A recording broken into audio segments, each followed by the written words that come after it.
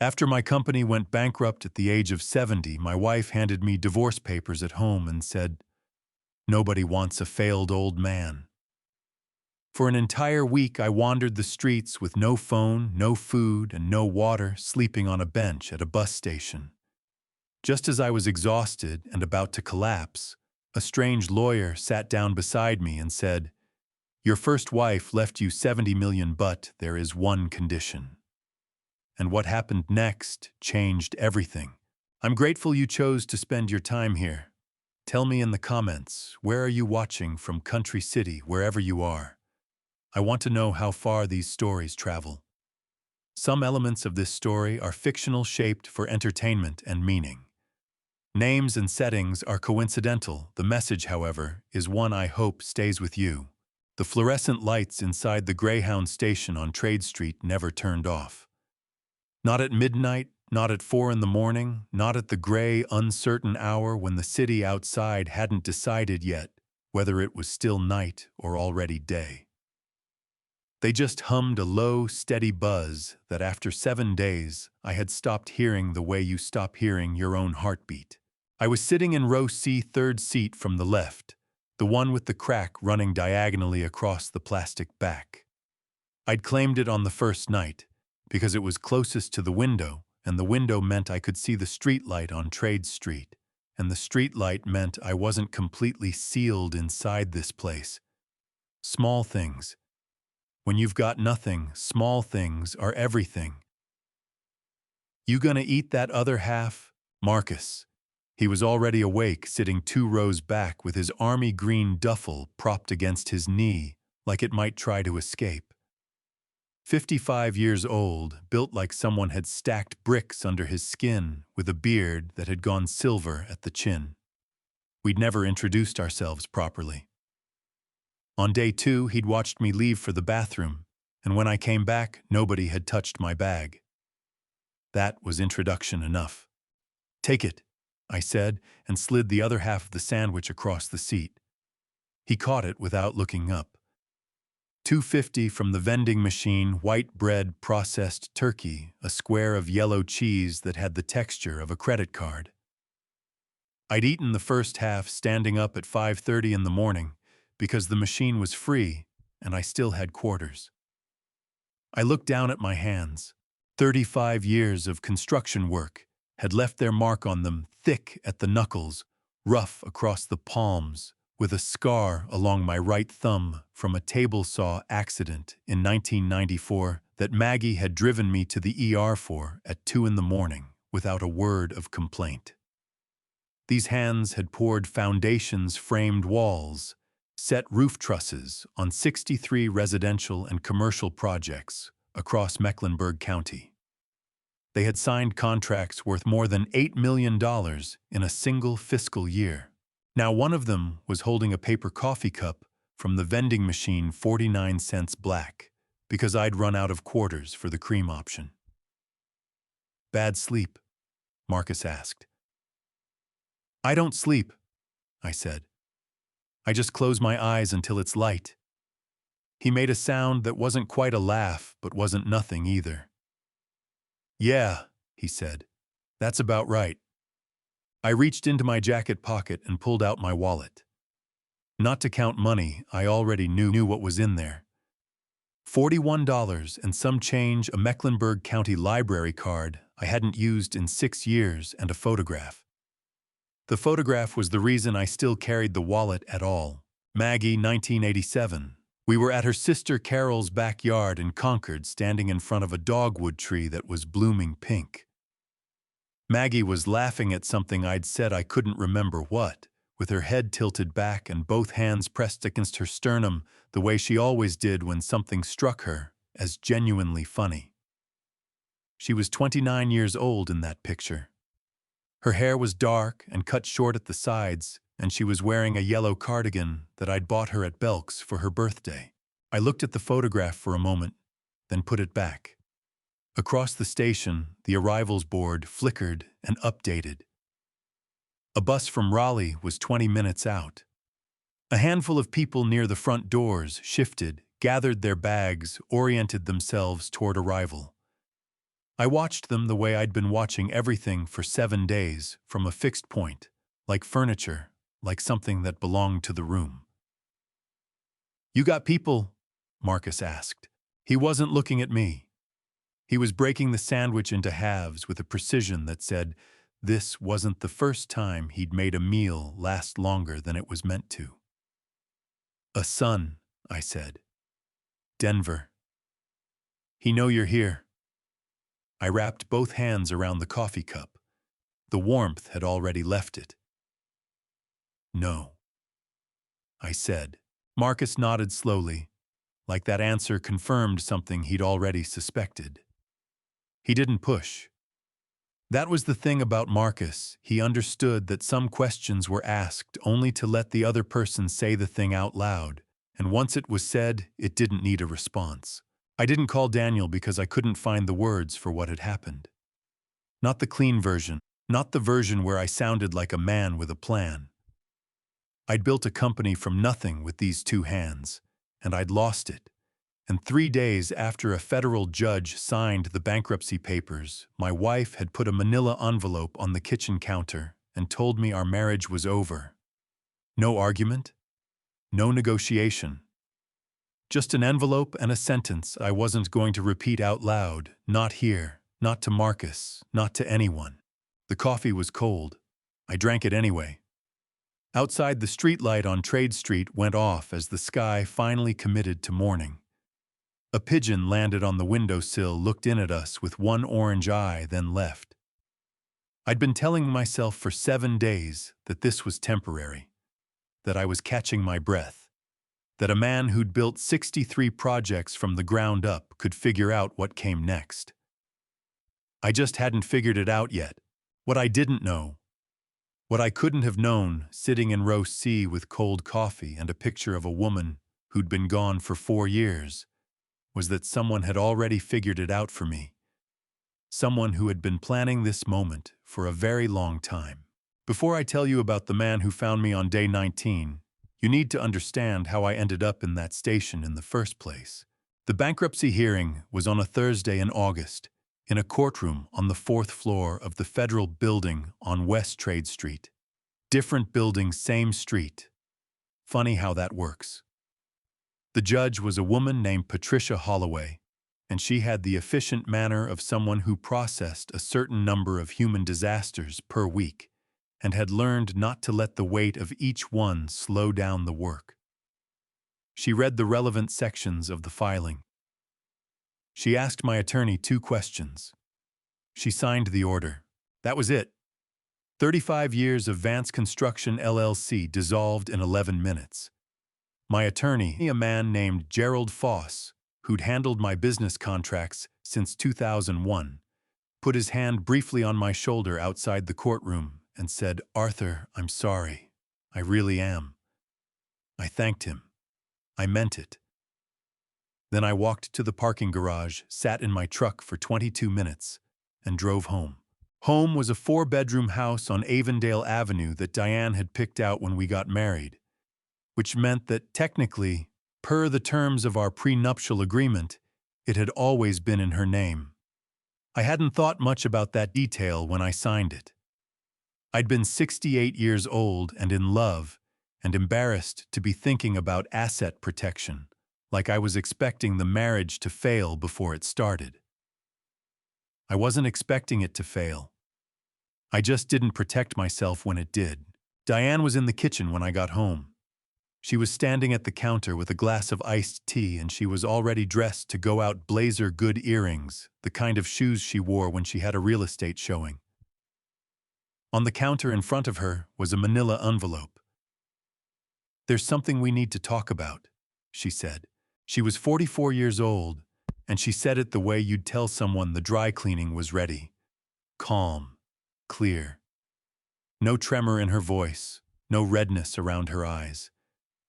I remember thinking in a distant, observational kind of way that she had either rehearsed this or she felt less than I'd assumed she did. Possibly both. "That's my attorney's paperwork," she said, nodding at the envelope. "I filed this morning." I stared at the envelope. This morning, I repeated. I've been thinking about this for a while, Arthur. She picked up her iced tea. The business was a big part of what we had. Without it, she paused, but not because she was emotional. She paused the way people pause when they're selecting the precise word they want. Without it, I think we both know this doesn't make sense anymore. My chest felt like someone had reached in and grabbed a fist of something that didn't let go. I was standing in my kitchen.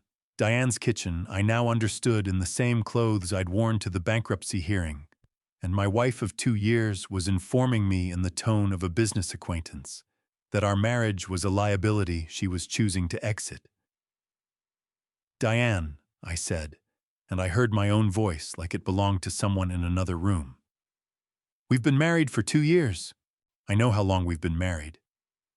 Then give me a minute to... Arthur. She set the glass down on the counter. Not hard, not soft. Precisely. No one wants a broke old man.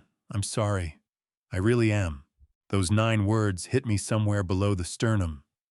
The kind of blow that doesn't knock you down immediately, just takes up residence and starts doing its work from the inside. I didn't yell. I didn't cry.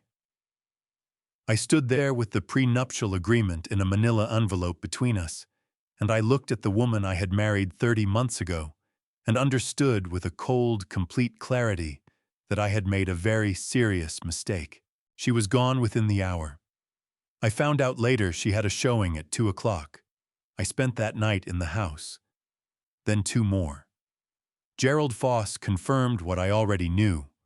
The house, the car, and most of the shared property defaulted to Diane under the prenuptial terms. I had my personal clothing, my tools in the garage, my truck, and the contents of a checking account that wouldn't last 4 months. On the 3rd night, I sat on the floor of the bedroom and opened the nightstand drawer and found the photograph of Maggie that I'd kept there since she passed. I'd forgotten it was in that drawer. I looked at it for a long time, her laughing in Carol's backyard, that yellow cardigan, the dogwood tree pink behind her. Well, I said to the photograph, I made a mess of it. The photograph didn't answer, obviously, but holding it steadied something in me. Some stubborn, structural thing that hadn't cracked yet. On the 4th morning, I packed what I could into a black garbage bag, put the photograph in my wallet, and drove my truck to the Greyhound station on Trade Street. I parked it in the long-term lot. I walked inside. I found row C, 3rd seat from the left. And I sat down. Day 19 started the same way the other 18 had, with the fluorescent lights already on, and my back already stiff, and Marcus already awake in row D, drinking something from a thermos he'd produced from somewhere around day 4. I'd stopped asking questions about Marcus's thermos. Some things you just accept. I'd bought a sandwich from the vending machine at 6:15. I was eating it at 7:03 when the man sat down next to me. Nobody sat next to me at the Greyhound station. That was an unspoken rule, the kind that forms naturally in places where people have learned to give each other the minimum necessary space. Row C, seat 3 had been mine for 19 days, and everyone who passed through that station more than once knew it. So when a man in a gray suit with a navy tie sat down in seat 2, the one with the intact back, the good one, I looked up with a reflex I hadn't used in weeks. He was maybe 58-60, silver at the temples. A leather portfolio case tucked under his left arm, like it was part of his anatomy. He had the composed, measured bearing of a man who delivered difficult information for a living, and had learned to pace himself accordingly. He did not look at me immediately. He set the portfolio on his knees, unclipped the brass clasp, and removed a single sheet of paper. Then he turned. "Excuse me," he said.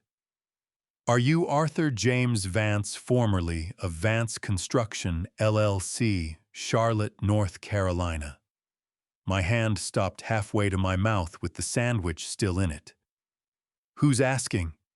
He reached into the inside pocket of his jacket and produced a business card, which he held out with 2 fingers. I took it. Gregory Harmon, Harmon and Associates, Austin, Texas. Estate and Trust Law, Mr. Vance. He said, "My name is Gregory Harmon. I'm an attorney. I've been looking for you for approximately 6 weeks." He paused, and his eyes moved briefly to the garbage bag at my feet before returning to my face without any change in expression whatsoever. "I'm glad I found you." My heart was doing something irregular. 6 weeks, I said. "Why 6 weeks?" "Because that's how long it took me to locate you once the triggering condition was met." He folded his hands over the portfolio. "Mr. Vance, your first wife, Margaret Collins Vance, passed away in March of 2019. Before she passed, she established an irrevocable trust. The trust named you as sole beneficiary. The distribution condition, the specific legal threshold that had to be met before I was authorized to contact you, was the filing of a bankruptcy petition under your name or the name of Vance Construction LLC with any federal court." He let that sit for exactly 1 second. "That filing occurred in August. I received the automated notification through PACER, the federal court's public electronic record system, within 48 hours.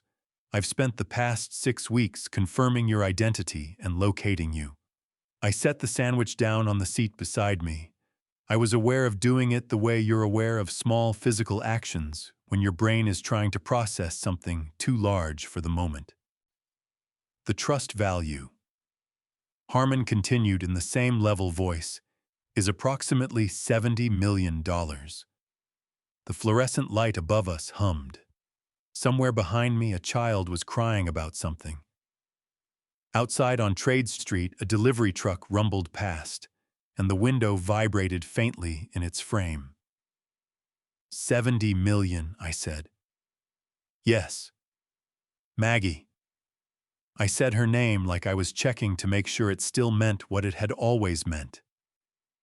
"Maggie set up a trust." "She did. In 2018, approximately 8 months before she passed." I pressed the heel of my hand against my sternum. Something in there was squeezing tight, not painful exactly, more like the physical equivalent of a thought too big to finish. Maggie had been gone for 4 years. I had stood beside her hospital bed in her final hours. I had arranged her funeral. I had driven home afterward and sat in our kitchen until 3 in the morning because I didn't know how to be in that house without her moving around in it somewhere. And the whole time she had been doing something I knew nothing about. "There's a condition," Harmon said. I looked at him. "Of course there is. Miawantis. You'll need to appear in person at Travis County Civil Court in Austin, Texas within 60 days of today. You'll need to present documentation confirming your identity and your marital status to Margaret Collins Vance at the time of her death. A judge will review the trust instrument, confirm the distribution conditions have been met, and authorize the transfer." He paused. "There is, however, a complication I need to make you aware of." My jaw tightened. "Tell me." "When a trust enters the probate process, Texas law requires the court to notify all parties who may have a potential legal interest. That notification goes out automatically." He opened the portfolio and removed a second document. "A man named Julian Cross was notified 14 days ago. He has retained legal counsel in Austin." The name landed in my chest, like something dropped from a height. Julian Cross. I hadn't heard that name spoken out loud in years. Hadn't let myself think it through to completion in almost as long. "He's claiming an interest in Maggie's trust," I said. "He's filed a notice of intent to contest. His legal position is weak. Margaret's trust was structured specifically and deliberately. But weak positions still require response." Harmon held my gaze steadily. "He has a 2-week advantage, Mr. Vance. He has already been organizing. Marcus shifted in row D behind me. I heard the soft sound of his thermos being set on the floor. I looked down at the business card in my hand, then at the garbage bag at my feet, then at the sandwich I'd set aside, white bread and processed turkey and 49-cent coffee going cold beside it. 19 days. I'd spent 19 days convincing myself I was catching my breath, that I still had something left to figure out. Maggie had already figured it out. 4 years ago. From a hospital bed. She had built something and aimed it at this exact moment and trusted that I would still be standing when it arrived. "I'll go," I said. Harmon nodded once without surprise, the way a man nods when he already knew the answer before he asked the question. Harmon booked me a room at a Holiday Inn Express 4 blocks from the Greyhound station. Clean sheets, working shower, a heater that responded when you touched the dial. I stood in the middle of that room for a full minute after he left, just standing, not moving, because after 19 days on a plastic chair, the simple fact of carpet under my feet felt like something I needed to register. I showered for 22 minutes. I know because I watched the clock on the bedside table when I got out. Hot water, real pressure, a white towel that hadn't been used by 17 strangers before me. I sat on the edge of the bed afterward in the hotel robe, and I put my face in my hands, and I breathed. Then I took the photograph out of my wallet and set it on the pillow beside me. Maggie, 1987, laughing in Carol's backyard, yellow cardigan, dogwood tree pink behind her.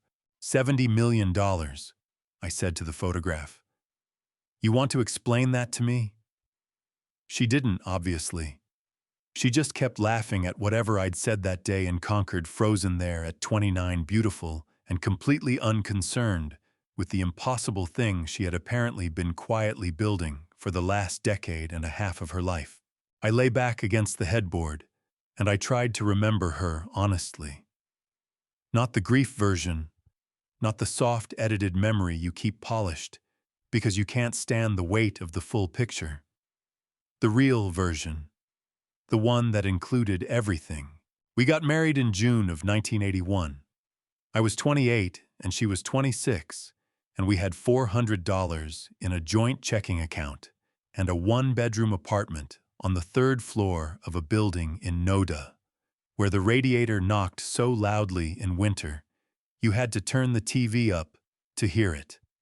I was starting Vance Construction with a pickup truck, a basic set of tools, and 1 subcontract from a general contractor named Bill Hadley, who took a chance on me because his regular framing crew had walked off a job. Maggie was working as a bookkeeper for a dental practice on Central Avenue. Those first years were good, genuinely good. We ate dinner together every night because neither of us had anywhere else to be, and we really talked, the kind of talking that happens when 2 people are still figuring each other out and finding the process more interesting than frightening. Maggie had a way of asking questions that made you think harder than you intended to. She wasn't soft about it either. If she thought you were wrong, she told you. Then the company started growing. More contracts, more crews, more weeks where I left before she was awake and came home after she'd already eaten. She didn't complain. That was Maggie. She filed things away rather than announcing them processed, privately adapted. I told myself she understood. I told myself she was proud of what we were building. I told myself a lot of things that were easier than paying attention. In 2012, we were sitting at the kitchen table on a Sunday morning, one of the rare Sundays I hadn't gone into the office, and she was going through some papers, and she looked up and said, "Arthur, do you remember that construction patent you sketched out back in '88? The fastening system for load-bearing intersections."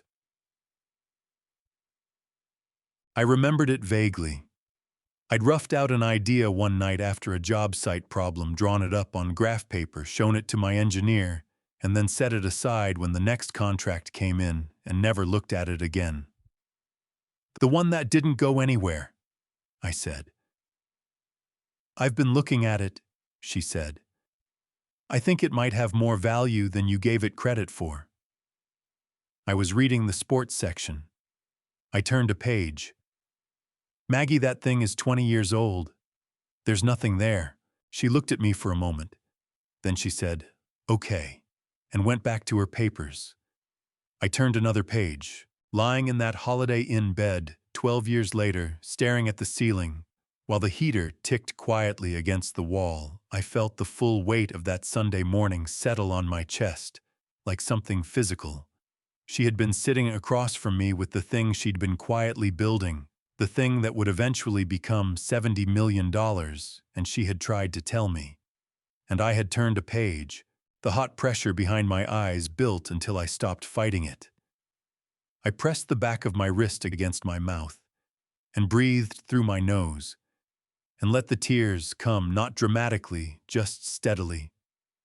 The way water finds its way through concrete, persistent, inevitable following gravity. She had kept working after that Sunday, kept building, kept whatever she was doing with that patent moving forward in complete silence while I ran job sites and signed contracts and missed dinners and told myself I'd have more time later. And when she got sick, when she sat me down in 2018 and told me about the diagnosis, and I finally stopped moving long enough to be present, she had said, Arthur, I need you here. And I had been. For 8 months, I had been exactly where I should have been. But 8 months couldn't undo 20 years. What she had done, instead of resenting me for those 20 years, instead of leaving or fighting or making me account for every missed dinner, was build me a way back. In silence. With her own hands. Aimed at a moment she knew was coming in a future she knew she wouldn't see. I picked up the photograph from the pillow. I'm sorry, I said. My voice came out rougher than I expected. I should have turned fewer pages. The woman in the photograph kept laughing. Unconcerned, her hands pressed against her sternum, the dogwood tree blooming pink behind her. I set her back on the pillow, turned off the lamp, lay in the dark with the heater ticking and my chest aching in a way that wasn't entirely painful. Tomorrow I was flying to Austin, to $60 million, to a man named Julian Cross, to a courtroom I'd never seen. But right now in this room, I was just thinking about a Sunday morning in 2012. About a question I hadn't answered. And about the woman who had gone ahead and answered it herself. I had not been on an airplane in 11 years. The last time was 2012, a flight to Denver to see Daniel when his oldest was born. I'd sat in the middle seat between a college student wearing headphones and a woman reading a paperback thriller, and I'd spent most of the 2 hours going over a subcontractor bid in my head because I couldn't turn the work brain off even for 2 hours of enforced stillness. This time I sat in the window seat Harmon had booked it. Economy aisle or window, he'd asked, and I'd said window without thinking, and I watched Charlotte shrink beneath me as the plane banked south. The grid of streets, the skyline, the curve of the Catawba River catching the morning light. 35 years I'd built things in that city. Poured foundations and framed walls and set windows in the cold and the heat, and come home with concrete dust on my boots and sawdust in my hair, and genuinely believed, that I was building something that would last. I pressed 2 fingers against the cold glass and watched until the city disappeared into haze. Austin Bergstrom was louder than I expected, brighter. The terminal had a live music stage near the food court. A young woman playing acoustic guitar at 10:15 in the morning, a tip jar at her feet. Nobody stopping, but nobody telling her to quit either. I stood near the baggage carousel with my garbage bag. I'd kept it, refused the rolling suitcase Harmon offered, some stubbornness in me that I hadn't examined yet, and listened to her play for 30 seconds before I made myself move. The cab driver was a man named Roy, who talked about the Longhorns the entire ride to South Congress Avenue, which suited me fine because it meant I didn't have to talk. The building was 3 stories, pale limestone exterior, the kind of Austin construction that looked like it had grown out of the ground rather than been put on top of it. The apartment was on the 3rd floor. Harmon had the key waiting at the front desk in an envelope with my name on it. I took the stairs. The apartment was clean. 1 bedroom, a kitchenette, a small living room with a couch the color of oatmeal and a window that looked out over a courtyard with 2 live oak trees and a rusted metal bench that nobody seemed to use. After 19 days on a plastic chair and 1 night in a Holiday Inn, the silence of that room hit me somewhere unexpected. Not in the chest this time. Behind the eyes. I set the garbage bag down in the middle of the floor, looked around, looked at the garbage bag, set it by the wall instead. The shower was hot and the pressure was real, and I stayed in it until the water started to cool. When I came out, I stood at the window in a towel and watched the courtyard below the 2 oak trees moving slightly in the October breeze. The rusted bench empty, a grackle hopping along the edge of the stone path with the absolute confidence of a bird that has never doubted its right to be anywhere. I'd been standing there maybe 10 minutes when someone knocked. I pulled on clothes and opened the door. The man in the hallway was 70-something broad through the shoulders, in the way that men who were once genuinely large carry into old age, with white hair cropped short and reading glasses pushed up on his forehead like he'd forgotten they were there. He was holding a ceramic mug, white handle, toward me, and at his feet sat the most exhausted-looking beagle I had ever seen in my life. The dog looked up at me with the resigned expression of an animal that had long ago made peace with accompanying its owner everywhere. "Neighbor," the man said. He extended the mug. "Black. I didn't know what you took in it. If you need cream, there's a place 2 blocks down." I took the mug. It was hot. "Thank you," I said. "I'm Arthur." Frank Odell. He didn't offer a hand. Both of his were now occupied with a folded newspaper. "That's Biscuit." He glanced down at the dog who had not moved. "Don't let the name mislead you. He has a deeply unpleasant personality." Biscuit confirmed this by staring at my ankles with mild hostility. "You just get in?" Frank asked. "Few hours ago." "Charlotte." I looked at him. "How'd you know that?" "I didn't." He unfolded the newspaper. "You've got the look of someone from the Carolinas. Something in the posture. We stand differently down here." He paused. "Also, Harmon mentioned he was placing someone in 3C. I know Gregory. Good attorney. Careful, man." He glanced at me over the paper. "You look like a man who just got hit by a truck, but is trying to pretend it was just a pothole." Something loosened in my throat unexpectedly. Not laughter exactly, more like the physical precursor to it. The thing that happens before you remember you're not quite ready to find things funny yet. "That accurate?" I asked. "In my experience, it usually is." He refolded the newspaper under his arm. "I was a federal appellate judge for 26 years. Reading people is not a skill so much as an occupational inevitability." He reached down and tugged Biscuit's leash gently. "Get some rest, Arthur. Whatever it is, it'll still be there in the morning." He walked back down the hall, Biscuit waddling beside him with the dignified fatigue of very old animals. I stood in my doorway with the ceramic mug warm between both hands and watched them go. I drank the coffee at the window. Black, no cream. I didn't actually prefer it that way, but I drank it anyway, because it was hot, and it had been given to me without any conditions attached, and that I was realizing was rarer than it should have been. The grackle was still working the courtyard below. The oak trees moved. Somewhere in the building, a door closed softly. I thought about Harmon's voice saying $70 million.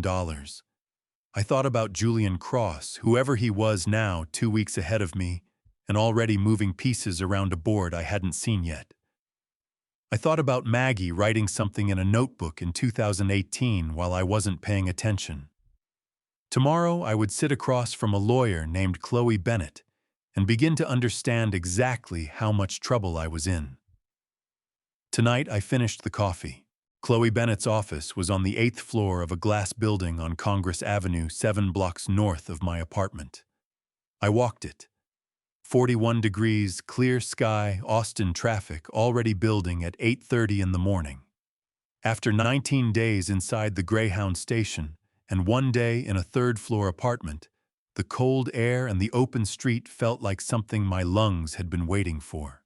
The building lobby had a security desk and a directory board and elevator music that had apparently been chosen by someone who believed silence was more threatening than soft jazz. I took the elevator to 8 and found suite 814 at the end of a carpeted hall. The receptionist, young efficient already on her second call of the morning, waved me toward a leather chair and held up one finger. I sat. On the glass coffee table in front of me was a copy of the Texas Bar Journal and a small succulent in a clay pot. I looked at the succulent. The succulent looked back. We were both just trying to survive in an unfamiliar environment. Chloe Bennett came through the inner door at 8:58, 2 minutes before my appointment. She was 45, trim with dark hair pulled back and frameless glasses that caught the light when she moved. She wore a charcoal blazer over a white shirt, and she moved with the economy of someone who had learned, probably decades ago, that deliberate slowness reads as authority. She did not smile when she saw me. She assessed. There is a difference, and she knew it. Mr. Vance. She extended her hand. Firm grip, brief. Come in. Her office had a window that looked south toward the river, and on clear days, she told me later, you could see the hills. This morning, the view was good, the Capitol Dome white in the distance, the Congress Avenue Bridge catching early light over the Colorado. She gestured toward a chair across from her desk and sat down, and before I had fully settled, she had opened a manila folder and was reading something with the focused attention of a person who considers divided attention a form of disrespect. On the corner of her desk sat a file binder that was conservatively 3 inches thick. My name was on the tab. I've reviewed everything Harmon sent me, she said, still reading. Your marriage certificate to Margaret Collins, dated June 14, 1981. Her death certificate, March 2019. The trust instrument. The distribution conditions. She closed the folder and looked at me directly. Your documentation is clean. The trust itself is well constructed. Harmon does good work. In straightforward circumstances, this would be a formality. But circumstances aren't straightforward, I said. No. She folded her hands on the desk. Julian Cross filed a notice of intent to contest the trust distribution 14 days ago. He has retained an attorney named Dennis Parrish, local, competent, aggressive.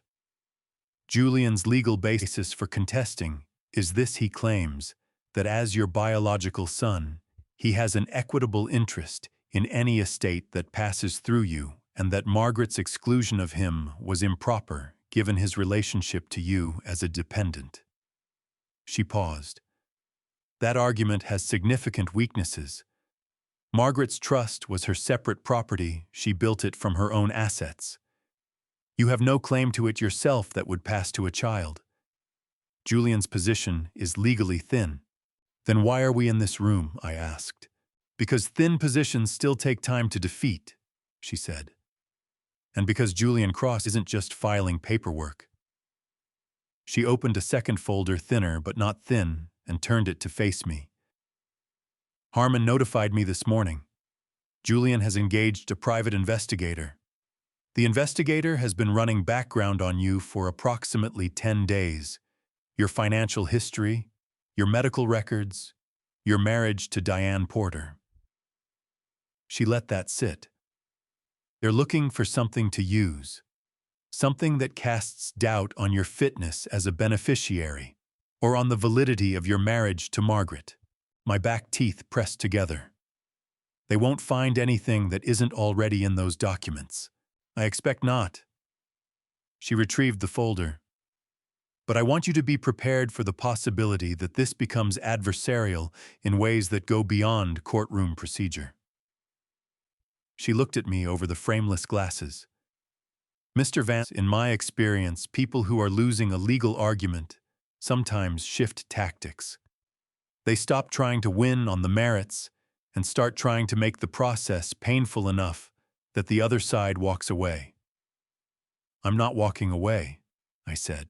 Something in her expression shifted, not quite a smile, more like a recalibration.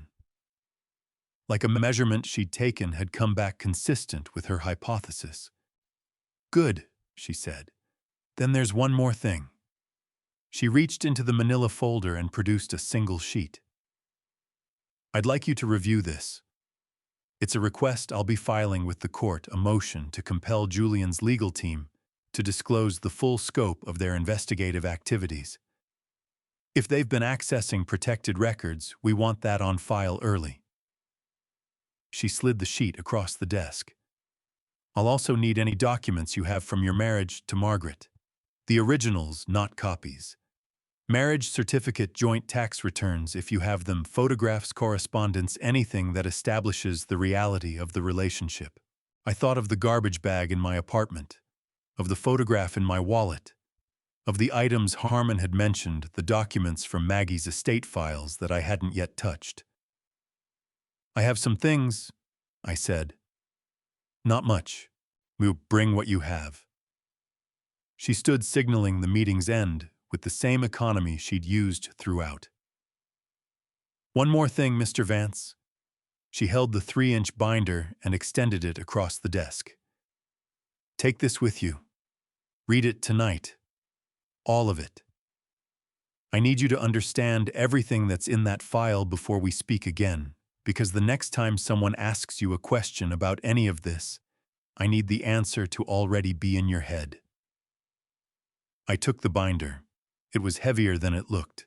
Mr. Vance, she said as I reached the door, you mentioned you're staying on South Congress.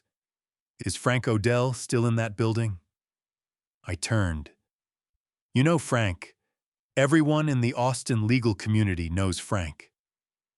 For the first time, something moved at the corner of her mouth. Not a full smile, a suggestion of one. If he offers you advice, listen to it. He won't phrase it as advice, but listen anyway. I walked back to the apartment with the binder under my arm and the cold Congress Avenue wind at my back. 7 blocks. I counted them. Something was building. I could feel it the way you feel a change in weather on a job site not visible yet, but present. In the pressure of the air, in the particular quality of the quiet. That evening, I called Daniel. His phone rang 4 times before he picked up, slightly breathless, the way fathers of young children always answer phones. "Bah!" he said, and just the sound of his voice, familiar and immediate, made something in my chest ache with a suddenness I wasn't ready for. Is everything okay? Everything's fine, I said. I just wanted to hear your voice. There was a pause on the line. The good kind, the kind where someone is deciding to believe you. Okay, Daniel said. I'm here. 4 days into Austin, I had developed something resembling a routine. 6:15, I was up. 6:30, I was in the kitchenette making coffee, real coffee, from a small bag of ground Sumatra that Frank had left outside my door on day 2 with a post-it note that said only, "Better than what you've been drinking." He wasn't wrong. 7 o'clock, I walked South Congress for 40 minutes north toward downtown and back, watching the city wake up, the breakfast tacos places pulling up their metal gates. The vintage shops still dark. The construction crews already loud on the half-finished building 3 blocks south. I had started reading the binder Chloe gave me. 41 pages in, I understood why she'd said to read all of it. Every page had something in it that mattered: a clause in the trust instrument, a footnote in the probate filing, a line in Julian's notice of intent that used the word equitable in a way that Chloe had underlined in red and written next to it. This is the word he'll use to make a weak argument sound reasonable. Know it. I was standing in the kitchenette on a Tuesday evening, 7 days after I'd arrived, heating water for pasta, the first actual meal I'd cooked in the apartment. Simple but mine, when my phone buzzed on the counter. Unknown number. Area code 404. Atlanta. My hand went still on the pot handle. I knew one person in Atlanta. I picked up. Mr. Vance. The voice was even controlled with the particular cadence of a man who spent his professional life choosing words in real time. Not warm, not cold either. Calibrated. This is Julian Cross. I think it's past time we spoke directly. Julian, I said. I turned the burner off. All right, I want to be clear that I'm not calling to threaten you, he said. I'm calling because I believe there's a resolution to this situation that works for both of us, and I'd prefer to reach it without putting either of us through a protracted court process. A pause, measured and deliberate. I'm proposing a 50-50 division of the trust assets. $35 million to you, $35 million to me. No litigation, no public record, no additional legal fees. We sign a settlement agreement, the trust closes, and we both move on. I looked at the pot of water on the stove, at the box of pasta on the counter, at the window where the October dark had settled in over South Congress and the streetlights had come on one by one. You think you're entitled to half of what Maggie built, I said. It wasn't a question. Yeah, I think I'm entitled to recognition that I am your son, Julian said. The calibration cracked just slightly, not much a hairline fracture, but I caught it. And that the woman who built that trust made a decision that excluded me without any consideration of what I represent to you or to this family. My jaw tightened until I felt it in my back teeth. The word family in his mouth sounded like a word in a foreign language that he'd learned phonetically but didn't understand the weight of. Maggie made a very specific decision, I said. She thought about it for years. She documented it. She structured it carefully with an attorney she trusted. My voice came out steadier than the thing moving in my chest. That decision is what it is, Julian. The answer is no. 3 seconds of quiet. The kind that has texture. I'd encourage you to think carefully about that, Julian said. The legal process is expensive and exhausting. I have resources and I have time. I'm not going away. I didn't say you were, I said. I said the answer is no. I hung up. I stood at the counter for a moment with the phone face down on the formica and my hand pressed flat next to it. My heart was hitting harder than it should have been, not from fear, from something older and less manageable. The sound of that voice. The particular way he'd said your son like it was a legal brief rather than a human fact. I picked up the pot and went back to the burner and turned it on and stood there watching the water. The knock at my door came 20 minutes later. I opened it with a fork still in my hand. Frank was in the hallway with 2 bottles of Lone Star beer, one extended toward me. Biscuit sat at his feet regarding the fork with suspicion. Thin walls, Frank said by way of explanation. I took the beer, stepped back.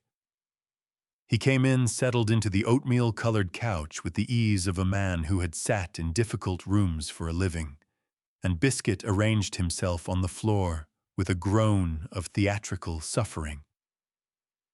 Bad call, Frank asked. Man who says he's my son, I said. Wants half of everything Maggie left. Frank cracked his beer. Is he your son? I looked at the bottle in my hand.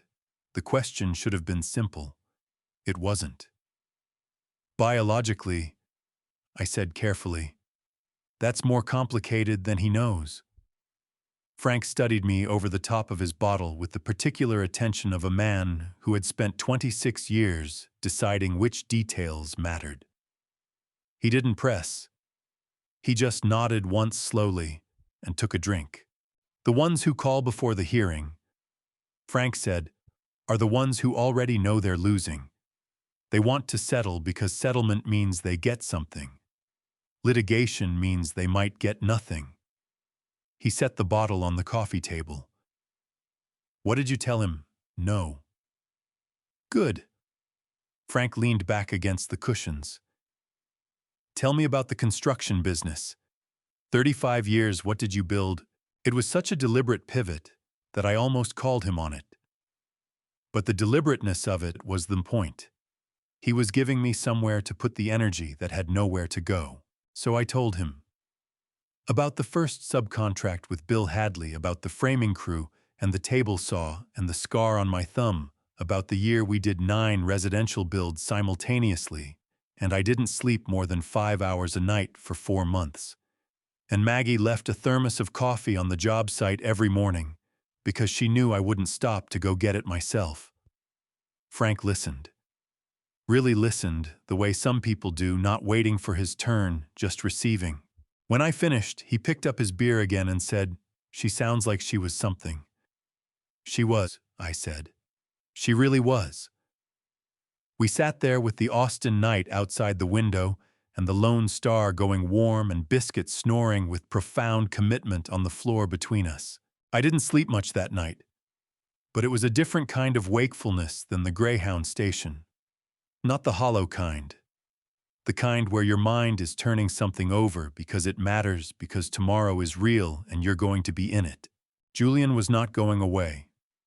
He'd told me that directly, and I believed him.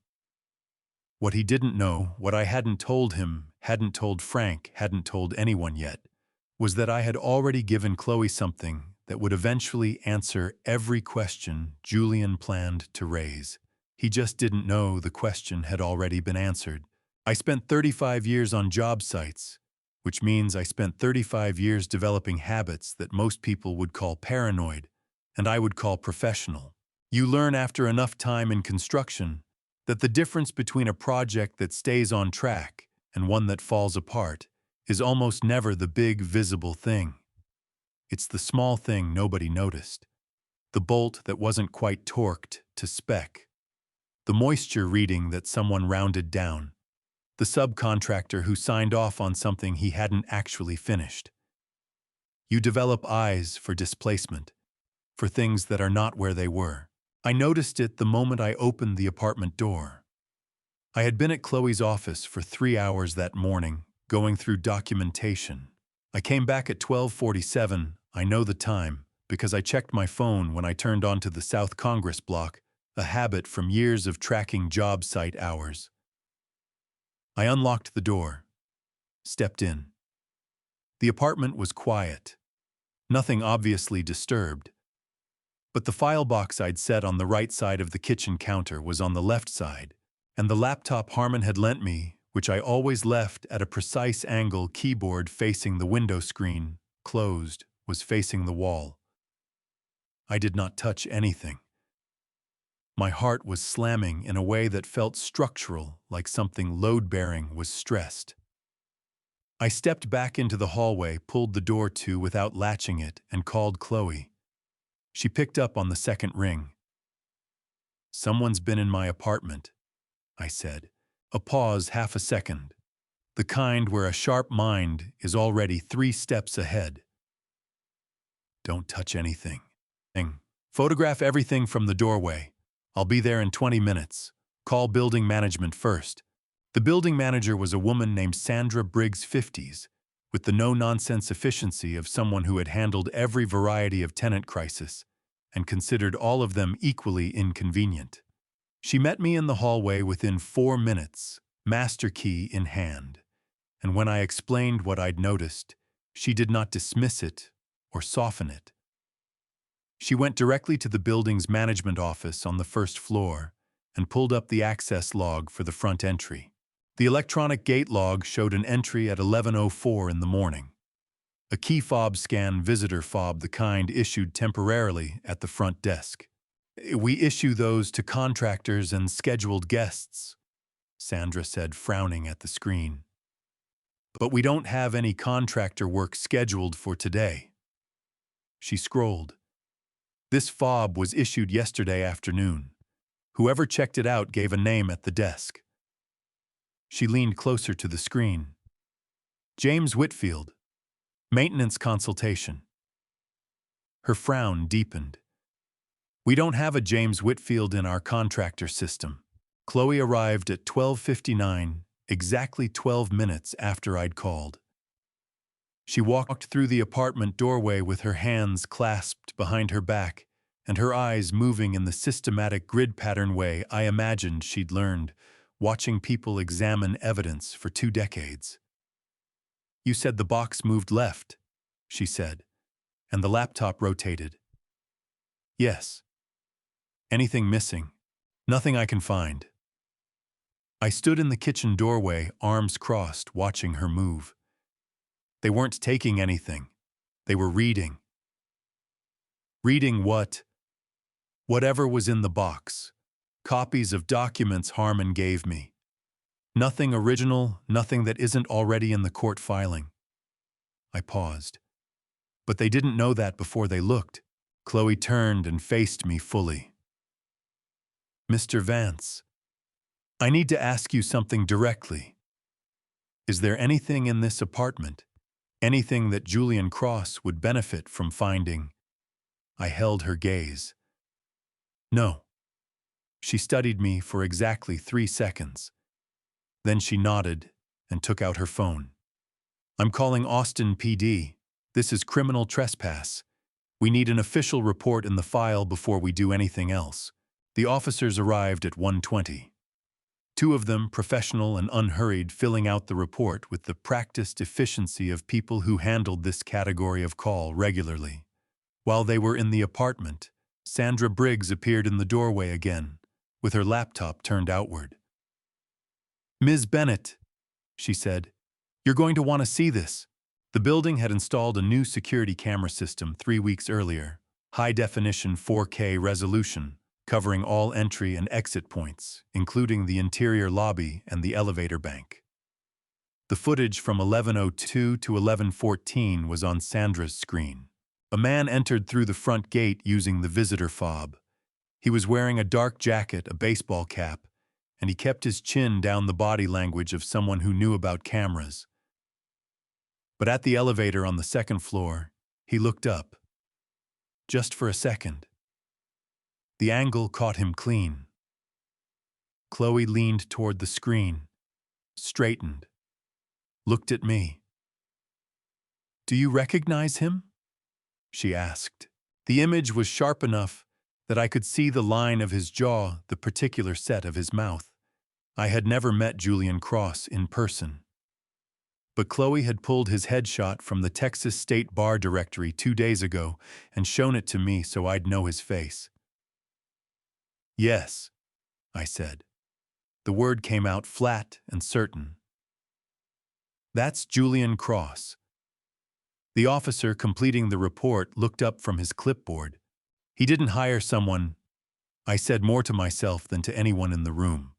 My hands curled at my sides, not into fists, just tightened the way they did on a job site when something had gone wrong that someone should have prevented. He came himself. He's an attorney, Chloe said, and her voice had gone very precise. He knew exactly what he was doing, and he calculated the risk and came anyway. She looked at Sandra. I need a certified copy of that footage, the full, unedited file transferred to me directly. Chain of custody documentation time stamps the works. She turned to the officers. I want this report to specifically note the footage as evidence and log it into the case file. The officer nodded and wrote something on his clipboard. Chloe stepped close enough to speak at a volume only I could hear. He just handed us the first piece of hard evidence, she said. A licensed attorney committing criminal trespass in person on camera during an active probate proceeding. His bar license is going to have a very bad year. She stepped back, straightened her blazer. Go get some lunch, Mr. Vance, she said. I'll handle the next 2 hours. Come to my office at 4 o'clock and I'll tell you what we're filing. I walked down to South Congress and found a diner on the corner and ordered coffee and eggs I didn't eat. I sat at the counter and looked at my reflection in the napkin dispenser, a 70-year-old man in a borrowed city with a cup of coffee going cold in front of him, and thought about Julian Cross standing in my apartment, reading my documents, calculating his odds. He'd made a mistake, a real one, the kind you don't get to take back. 3 days after the break-in, I had started sleeping better. Not well, not the deep, uninterrupted sleep I remembered from years ago, but better than the Greyhound station, better than the Holiday Inn, better than the first nights in the South Congress apartment, when every sound in the building's walls woke me. Something about the camera footage had settled a particular anxiety. Julian had made a move. I knew the shape of it now. Knowing the shape of something is always less frightening than the dark edge of not knowing. I was at my kitchen table at 8 in the evening, working through the last 20 pages of the binder Chloe had given me when my phone rang. Daniel. His name on the screen, and my first thought was automatic. He knows something's wrong. Fathers know. There's a frequency in a child's name on your phone at unexpected hours that your nervous system reads before your brain does. I picked up immediately. Daniel. Every muscle in my back contracted at once. Tell me exactly what happened. Lisa answered the door. I was putting the kids down. His breath was slightly uneven, the kind that comes from trying to stay calm when calm is an active effort. A man. He said he was an independent research consultant doing a background study on you. He had a clipboard and a lanyard, and he looked completely legitimate. He asked Lisa how long she'd known you, whether you'd ever shown signs of cognitive decline, what your relationship with your first wife was like. A pause. Lisa told him she wasn't comfortable answering questions about her family without knowing who he was working for. He left a card and left. You have the card, right here. I heard paper moving. Hartwell Investigative Solutions, Atlanta, Georgia. Atlanta, area code 404. The binder in front of me blurred slightly at the edges. Not from tears, from the kind of controlled fury that produces very clear thinking and very measured responses, because the alternative is not useful. Daniel. I said, I need you to take a photograph of that card and send it to me right now. Then I need you to write down everything Lisa remembers about the man, physical description, exact questions, the order he asked them, and what he was wearing. Everything. Already doing it. I heard him moving, heard Lisa's voice in the background asking something. But what is going on? You said everything was fine? I set the binder down and pressed my free hand flat on the table. I know I did. I'm going to tell you everything right now, and I need you to let me get through it before you ask questions. Can you do that? Yes, so I told him. Not the edited version, not the version where I protected him from the weight of it. The full version, the Greyhound station, Harmon's gray suit, the $70 million, Maggie's trust, Julian Cross, and the 2-week advantage, and the phone call, and the break-in. All of it in order the way you'd present a job site problem to someone who needed to understand the full scope before they could help solve it. Daniel did not interrupt once. When I finished, the line was quiet for a moment. Not the empty quiet, but the full kind. The kind that means someone is processing something real. Bah. His voice had changed. The tightness was gone, replaced by something steadier, and underneath it, something that made my throat tighten unexpectedly. Why didn't you call me when you were at the station, when you first got there? My jaw worked for a second before the words came. Because I didn't want you to see me like that. Like what? Like a man who'd lost everything and had no plan. Bah! The word came out rough, almost cracked, and I heard him exhale hard through his nose. You're my father.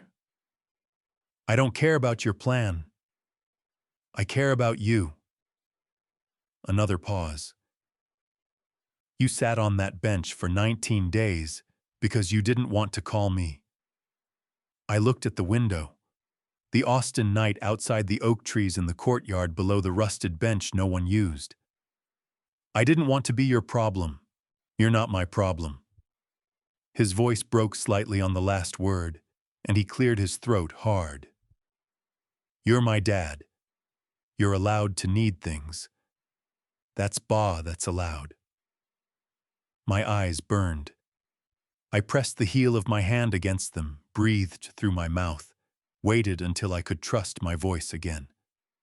I know, I said. I know that now. I'm coming down there.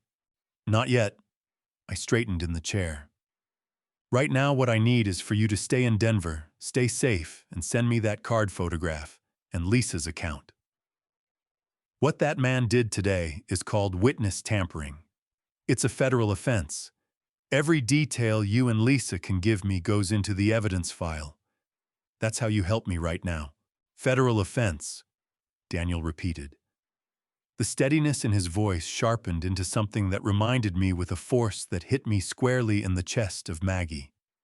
That particular quality of calm that isn't passive but is very, very intentional. He sent someone to my house while his case is in front of a court. Yes. That's that's not a smart man. No, I said. It's not. I called Chloe at 8:47. She answered on the first ring, which told me she'd been expecting a development. I read her the card name Hartwell Investigative Solutions Atlanta and relayed everything Daniel had described. Lisa's account, a man approximately 45, medium-build brown jacket, clipboard lanyard, with a generic logo. Questions specifically about my cognitive state and my first marriage. Duration approximately 6 minutes. He targeted your daughter-in-law because she's 1 degree removed from you, Chloe said. Her voice had gone to the place it went when she was already building something. Softer target than Daniel, less likely to shut the door immediately. Classic indirect approach. I heard her writing. This is witness tampering under Federal Statute 18 U.S.C. 1512. It doesn't matter that Daniel isn't a formal witness yet. If he could reasonably become one in an active preceding contact designed to influence his account, is criminal. More writing. I'm filing an extrajudicial notice to Julian's attorney tonight. It goes on record that this contact occurred when it occurred, and what was said. Every step Julian takes that crosses a line gets documented. He's going to know we have the camera footage by now, I said. He'll know his attorney received the notice. He'll know the walls are closing. Yes, Chloe said, and we'll find out what he does when he knows that. After I hung up, I sat at the table for a long time with the phone in both hands. There was a knock at the door. Frank without the beer this time, just himself and Biscuit the old dog moving with the particular stiffness of cold evenings. I heard the call, Frank said. Your boy all right? He's all right. I rubbed the back of my neck. He's better than all right, actually. He's angry on my behalf, which is its own thing. Frank made a sound that was closer to a laugh than anything he'd managed in my presence before. Children, he said, are extraordinary when they stop needing you to be invincible. He looked at me for a moment with the steady, unvarnished directness that I'd come to understand was simply how Frank Odell looked at things he considered important. You told him everything. Everything. Good. He tugged Biscuit's leash gently. Sleep tonight, Arthur. Tomorrow's going to be a full day. I closed the door and went back to the table and sat down in front of the open binder. Outside, the South Congress streetlights were all the way on, throwing yellow light across the courtyard, and the two oak trees and the rusted bench that nobody used. I thought about Julian Cross, somewhere in Atlanta, receiving Chloe's notice. Reading it, understanding that his investigator had just become a liability. Then I opened the binder and read the last 20 pages. Before I show you what Maggie was hiding in those notebooks, something Arthur never knew existed. Comment, still here. So I know you made it this far. Note parts of this story include fictional details crafted for meaning and entertainment. If that's not for you, this is your moment to step away gracefully. Harmon had delivered the notebooks to me on my second day in Austin, inside a flat cardboard box sealed with brown packing tape. 3 notebooks, hardcover navy blue. A post-it on the box in Harmon's precise handwriting. Personal effects M.C. Vance. Included per trust inventory. I had carried the box from his office to the apartment and set it on the bedroom floor and left it there for 9 days. I opened it the night after Daniel's call. I don't know exactly why that night and not before. Maybe because the call had cracked something open that needed to be cracked. Maybe because hearing Daniel's voice break slightly on the word Dad had reminded me that the people I loved were real and present, and that the past I'd been avoiding was not going to stay avoided. Whatever the reason, at 10:15 on a Tuesday night, I sat down on the bedroom floor with the cardboard box in front of me and pulled off the packing tape. The notebooks smelled like cedar and something faintly floral, a hand lotion Maggie had used for as long as I could remember, kept in the small ceramic dish on her nightstand. The scent hit me before I'd even opened the first cover, and I had to hold very still for a moment with the notebook in both hands, while something in my chest reorganized itself around the fact of it. Maggie's handwriting on the first page. The date, January 14th, 2005. Starting this because I need somewhere to put the things I can't say out loud yet. That's what notebooks are for, I think. The things that aren't ready to be spoken. I read for 2 hours without stopping. The first notebook covered 2005 through 2010. It was not a diary in the sentimental sense. Maggie had never been sentimental in that way, had always processed through practicality rather than poetry. It was closer to a working journal. Pages of numbers and notes, client names, revenue figures, quarterly projections. She wrote about meetings and decisions and the particular loneliness of building something entirely by herself with no one to talk through the hard days with. June 3, 2006. Lost the Henderson contract to a larger firm. Sat with it for an hour, then called our bookkeeper and asked her to run the projections without it. We're still viable. Moved on. November 18, 2007. First year we cleared $500,000. I made myself a cup of tea and sat at the kitchen table and thought about telling Arthur. Then I thought about how he'd respond. Not unkindly, but busy, distracted his mind already on the Forsyth project. And I thought, not yet. When it's bigger, when there's no question about what it is. I set the notebook on my knee and pressed my fingers against my mouth and breathed through my nose. She had been sitting across from me at that kitchen table. She had made herself tea and thought about telling me and decided not to because she'd predicted accurately, correctly, with the precision of a woman who had known me for 25 years, exactly how I would receive it. I kept reading. The second notebook covered 2011 through 2016, and 40 pages in, I found what I'd been moving toward without knowing it. March 8, 2012. Found the graph paper sketches in the bottom drawer of Arthur's old desk when I was clearing space for the filing cabinet. The load-bearing intersection fastening system he roughed out in '88.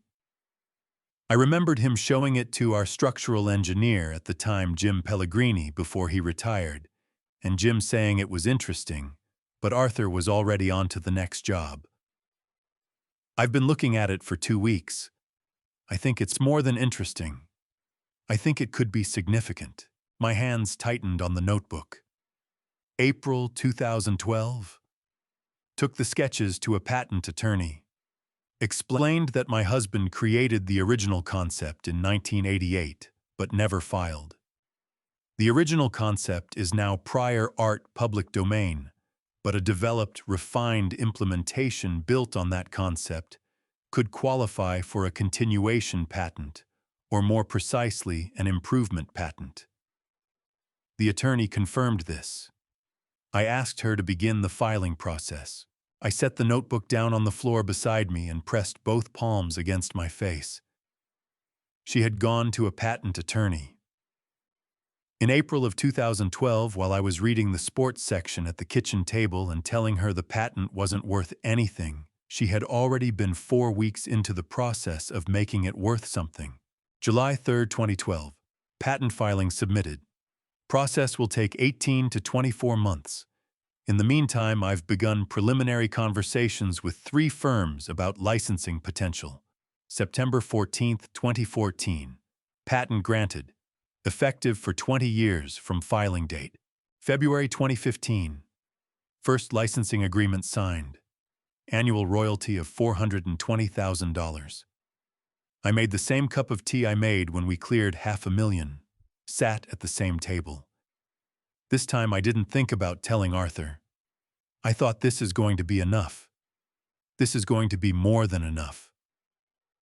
I picked up the notebook again. My hands were not steady. November 2015. 3 licensing agreements now active. Annual royalties exceeding $1.2 million. The investment accounts are growing faster than I projected. I've begun conversations with Harmon about trust structures. Arthur's name is not on any of this. His protection is more important than his knowledge right now. If he knew, he would want to take it back. He would want to run it himself. And it would become another thing he was good at and too busy for. That sentence landed in my sternum like a physical weight. Not cruel, she hadn't written it cruelly. She'd written it the way she wrote everything, with a calm, clear-eyed accuracy that spared no one, including herself, including me. She was right. If she'd told me in 2015 that there were licensing agreements generating over $1 million a year from something I'd sketched on graph paper in 1988, I would have inserted myself into it completely. I would have wanted to renegotiate the agreements, expand the licensing pool, bring in a business attorney, talk to an accountant. I would have made it mine in a way that would have made it something different from what she'd built. She had built it as mine. But she'd known she had to keep me away from it to do it properly. Someday, she had written in the margin of the February 2015 entry, in handwriting slightly smaller than the rest. Like an afterthought, she'd gone back to add, "Someday, I'll give it all back to him." That was always the plan. I sat on the bedroom floor with the second notebook open in my lap, and the night pressing in through the window, and the 2 oak trees moving slightly in the courtyard below, and I pressed the back of my wrist hard against my mouth, and I held on. The third notebook was sitting in the box. I could see the edge of its navy cover. I reached into the box and picked it up. Turned to the first page. The date was June 2018. The month she'd received the diagnosis. I closed it. Set it on the nightstand. Lay back on the bed, still fully dressed, and stared at the ceiling. Tomorrow, I told myself. One more night, then tomorrow. Frank's coffee was outside my door at 6:15, same as every morning. I heard him in the hallway, the soft drag of biscuits' paws, the quiet click of ceramic on hardwood, and I was already awake, had been awake since 4:30, lying in the dark, with the third notebook on the nightstand, and the ceiling above me doing nothing useful. I waited until I heard Frank's door close. Then I got up, opened my door, picked up the mug. Black, no cream. I had stopped minding. I took the mug and the notebook to the chair by the window.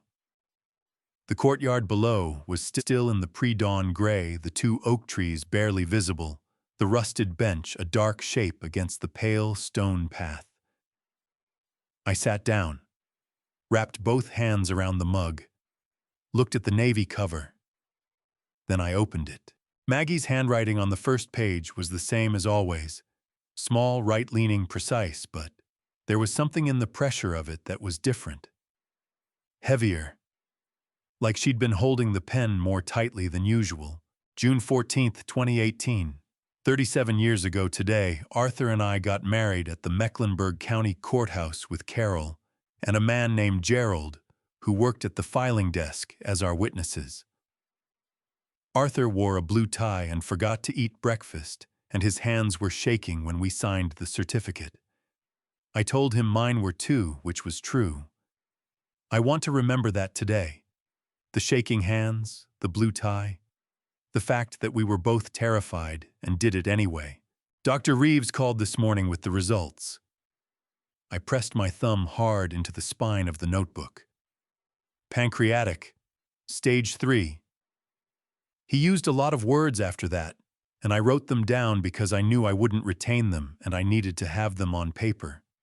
I sat in the car in the parking garage for 1 hour and 14 minutes before I drove home. Arthur was at the Forsyth site. I made dinner. When he came home, I told him I wasn't feeling well and went to bed early. I need a few days before I tell him. I need to know what I'm saying before I say it. My coffee had gone cold. I didn't notice until I tried to drink it and the temperature was wrong. I set the mug on the windowsill and kept reading. The entries that followed moved through July and August of 2018 with a pace that felt like watching someone walk steadily toward something enormous and choose deliberately not to flinch.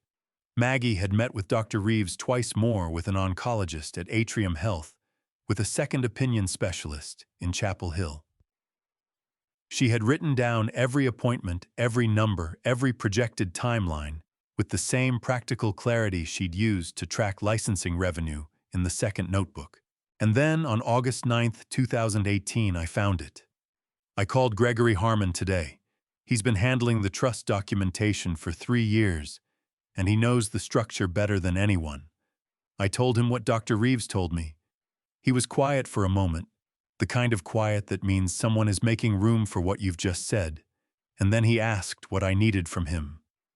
What I need is a condition, something specific, something that cannot be argued with or misinterpreted. I've been thinking about this since June. Arthur is not going to fall apart. He is constitutionally incapable of falling apart, which is one of the things I have loved about him and one of the things that has made him difficult to reach. But the company will go eventually. I've known that for years.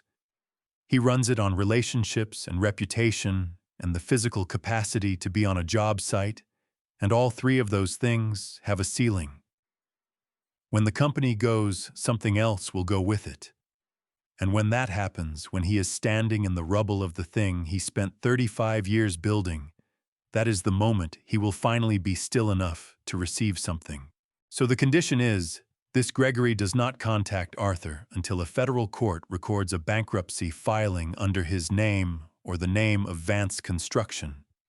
Not when the company struggles. Not when I'm gone. When the filing happens. That is the moment. Gregory asked if I was certain. I told him I had known Arthur Vance for 37 years, and I was completely certain. My throat had closed around something that had no name. I put the notebook face down on my knee and pressed both palms against my eyes and sat in the gray Austin morning and breathed. She had known. Not guessed known. She had sat in a parking garage for 1 hour and 14 minutes on the day she received the worst news of her life.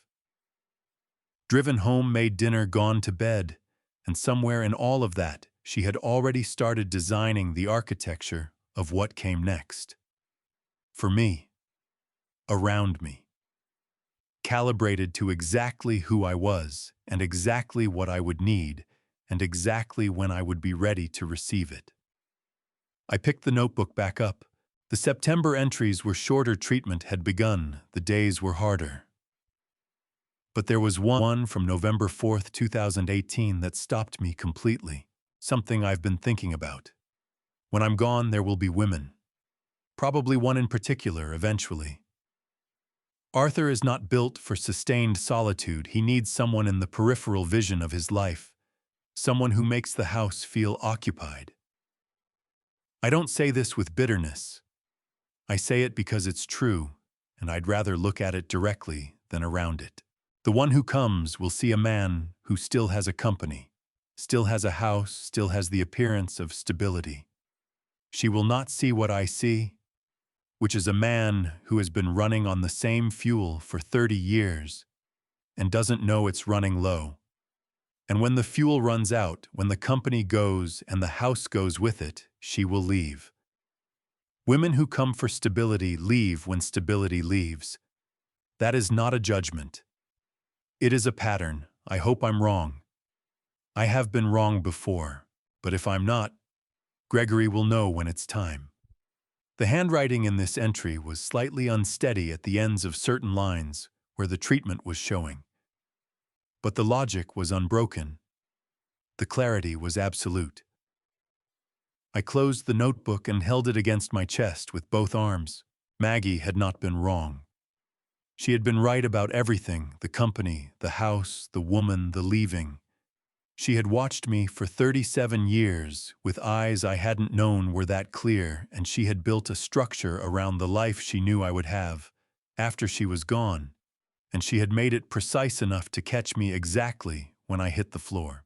I was sitting in Austin in a chair by a window with $70 million in a trust account and a court date on the calendar because the woman in the yellow cardigan in the 1987 photograph had spent her last year of life making sure I would be all right. My face was wet. I noticed it the way you notice weather, not dramatically, just as information. I let it be. I set the notebook on the windowsill next to the cold coffee, looked out at the courtyard. The sky had gone from gray to the pale gold of early Austin morning, and the 2 oak trees were catching it in their upper branches, and somewhere above me I could hear Biscuit moving around on Frank's hardwood floor. My phone buzzed on the table. Chloe. A text: Julian filed a document with the court this morning. Come in at 10. Important. I read the message twice. Then I got up, rinsed the cold coffee down the sink, made a fresh cup, and got dressed. Whatever Julian had filed, he had filed it without knowing what I'd spent the last 2 nights reading. He had filed it without knowing what Maggie had known. He was playing a game whose board she had already designed, whose outcome she had already considered from a hospital room in Charlotte in the fall of 2018. I picked up my jacket and my keys. Time to go find out what he thought he had. Chloe's office at 10 in the morning had a different quality of light than it did at 8:30. The sun had moved far enough south to come through the windows at a low angle, cutting across the desk and the carpet in long, pale strips. She was standing when I came in, which she hadn't been at any of our previous meetings. Standing with a document in her hand and an expression I hadn't seen on her face before, not alarm exactly, but the particular focus of someone who has identified a problem and is already 3 steps into solving it. "To sit down, Mr. Vance," she said. I sat. She placed a document on the desk in front of me, a photocopy, 4 pages stapled at the corner. Handwritten. The paper was cream-colored, the kind from a quality stationery set. "Julian's attorney filed this with the court this morning," she said. Julian claims it's a letter written by Margaret approximately 3 years before her death. He states that it expresses her doubts about leaving the trust assets solely to you and suggests she intended a different distribution. Chloe folded her hands. "Read it. Then tell me what you think." I picked it up. The handwriting covered the pages in a consistent forward slant, the letters rounded, and even with a careful quality that suggested someone who had taken their time. It began, "Arthur, I've been thinking a great deal about what we've built, and what it means, and I find myself wondering whether the decisions I've made are truly the right ones. I read to the bottom of the first page. Then I set it down. "That's not Maggie's handwriting," I said. Chloe looked at me steadily. "You're certain?" See, I spent the last 2 nights reading 3 notebooks she filled over 13 years. My voice came out flat and precise the way it did on job sites when something was wrong and needed to be named clearly. I know how she held a pen. She pressed hard enough that you can feel the indentations on the back of the page if you run your finger across it. Her letters lean right, but they don't round. They're angular at the tops. And when she was writing something that mattered, she wrote short sentences, direct ones. She didn't write the way this is written. I tapped the photocopy. This reads like someone who studied her handwriting from a sample or two and approximated it. It's close. It's not her. Something shifted in Chloe's expression, a confirmation of a hypothesis she'd already formed. "Harmon reviewed it this morning as well," she said. "He has 13 years of correspondence from Margaret in his files. His assessment was identical to yours." She pulled her chair out and sat down. "I've already filed a motion requesting that the court order a forensic document examination before this letter is admitted as evidence. Forensic examination, specifically graphological analysis and ink dating, can determine whether the handwriting is consistent with authenticated samples and whether the ink composition matches the claimed time period." She paused. "Ink dating works by analyzing the chemical composition of the ink and cross-referencing it with known formulation timelines. If the ink was applied to this paper within the last year, for example, the chemical signature will reflect that regardless of what date is written on it." "How long does examination take?" I asked. 10 to 14 days for a full report." She looked at me over the frameless glasses. "The motion was granted an hour ago. The document goes to the examiner this afternoon." I sat back in this chair and looked at the 4 pages of careful, rounded, wrong handwriting. The fury that moved through me was cold and specific, not the hot, unstable kind that makes you say things you can't unsay, but the cold kind that makes you very quiet and very clear. "He forged her handwriting," I said. "He forged the handwriting of a woman who has been dead for 4 years. To take something she spent her life building." "Yes," Chloe said. She did not soften it or reframe it. She let it sit exactly as it was. "What happens to him if the examination confirms it's a forgery?" "Criminally forgery under Texas Penal Code and fraud upon the court, which is a separate and serious offense that can result in sanctions, contempt, and referral to the state bar for disciplinary proceedings up to and including disbarment." She picked up a pen and set it down again. "He's a licensed attorney, Mr. Vance. Filing a forged document in an active probate proceeding is not a calculated risk. It's a catastrophic one. Either he didn't believe we'd challenge it, or he did believe it and filed anyway because he had nothing left. Which do you think it is?" She considered this for a moment, with the honest deliberateness of someone who didn't offer opinions lightly. "I think he's running out of road," she said. "The camera footage put him on the wrong side of a criminal trespass charge. The contact with your daughter-in-law is documented as potential witness tampering, and his core legal argument that he has an equitable interest as your son has a significant problem waiting for him that he doesn't know about yet." She looked at me steadily. "The document you gave me at our first meeting, the ADN results. 2003, I had handed them to her without explanation, and she had taken them without pressing, and neither of us had discussed them since." "Yes," I said. "I won't use it until the hearing," she said.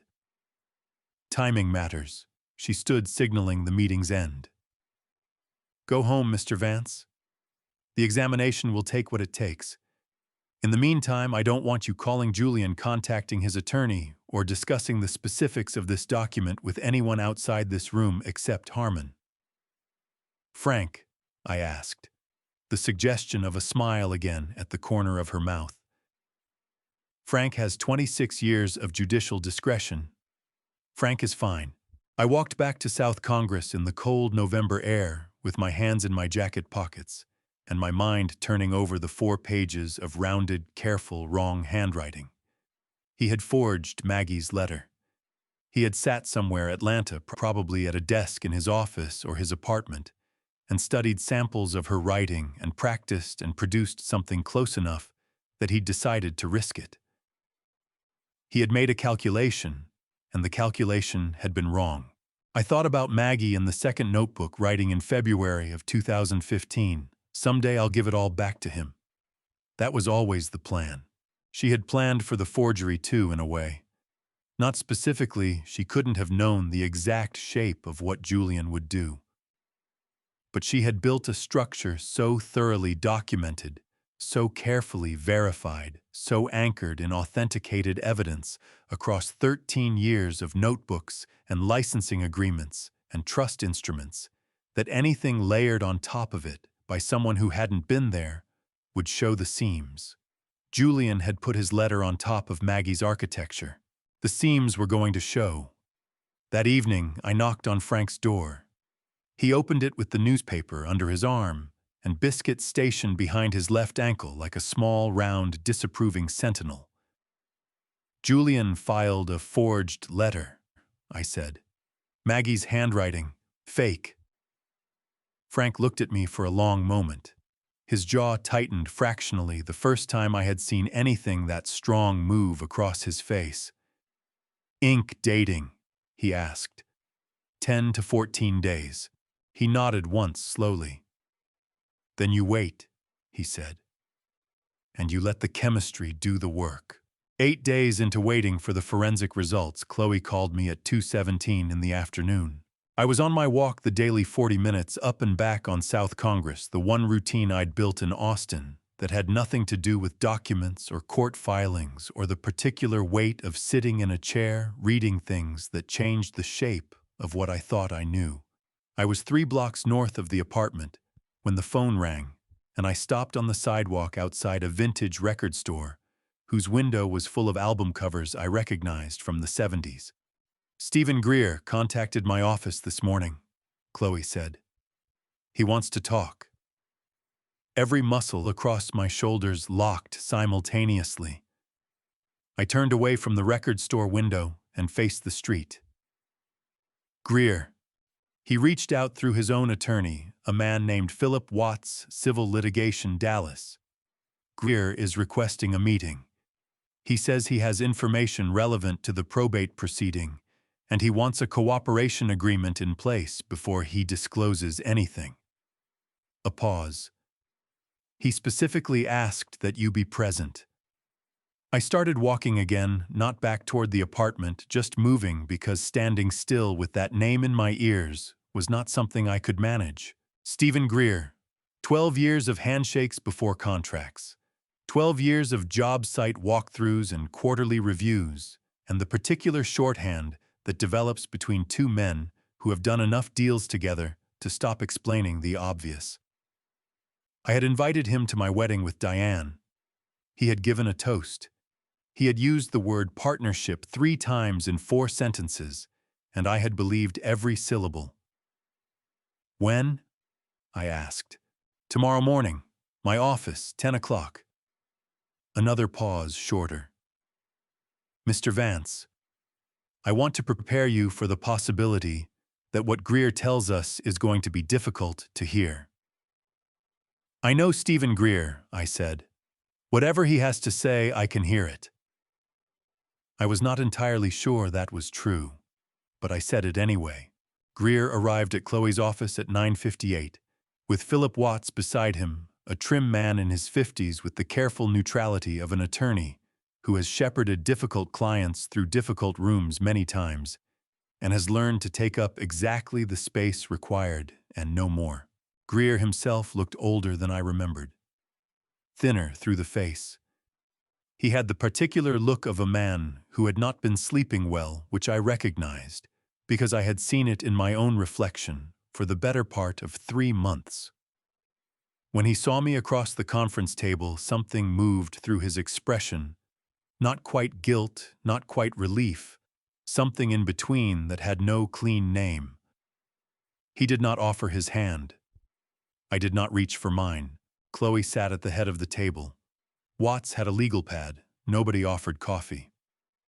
"Mr. Greer," Chloe said, "you've requested this meeting and you've indicated you have information material to the probate proceeding involving the estate of Margaret Collins Vance. You understand that anything you disclose here may be used in that proceeding and potentially in related criminal investigations." "I understand," Greer said. His voice was steady but effortful, the steadiness of conscious control rather than actual calm. He looked at me. "Arthur, I need you to know that He stopped, started again. "I need you to hear this from me directly, not from a court filing." "Then say it," I said. He exhaled through his nose a long, slow breath and set both hands flat on the table.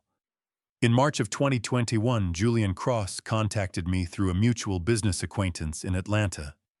He said he was aware of some financial pressures Vance Construction was facing, and he had a proposition." Greer's jaw tightened. "He had access to information about your internal bid structures. He'd gotten it from I still don't know exactly how, but my best guess is a subcontractor who had worked both sides. He offered to share it with me in exchange for a referral arrangement on any contracts I diverted from Vance Construction to my own pipeline." The room was absolutely still. "He gave me the bid numbers on the Forsyth Medical Center renovation," Greer said. "Your number. The real one, not the public estimate. I underbid you by 3%. We got the contract." He looked down at his hands. "Then the Brookfield warehouse. Then the 2 residential developments on the Lake Norman corridor. Each time Julian provided your internal numbers. Each time I underbid you by enough to win without raising flags."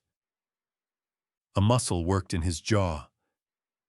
"The payment arrangement was 8% equity in my company transferred in 3 installments. He structured it as a consulting fee." I looked at my own hands on the table. They were not shaking. I did not understand why they were not shaking, because something in my chest was doing the structural equivalent of a building losing its footings, a deep subsurface shift that hadn't reached the surface yet, but was on its way. "You knew what you were doing to the company," I said. It was not a question. Greer met my eyes. "Yes. You knew it would tip us over. I told myself it wouldn't, that you'd weather it." His voice cracked slightly on the last word, and he cleared his throat hard.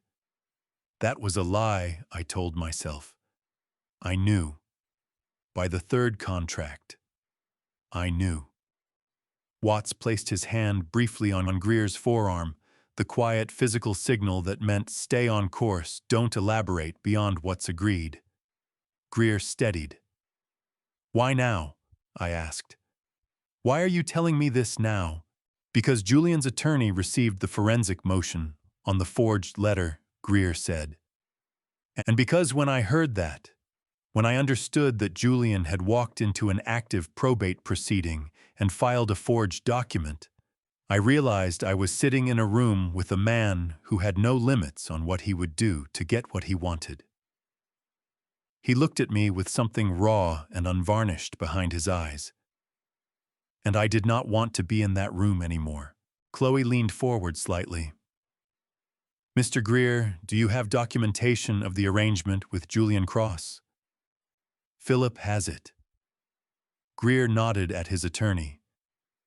"Emails from a secondary account Julian used. He was careful about his primary, not careful enough about the secondary. 3 wire transfer records for the equity payments, and a recorded phone call from February 2022 in which Julian specifically references the Vance construction bid numbers by name.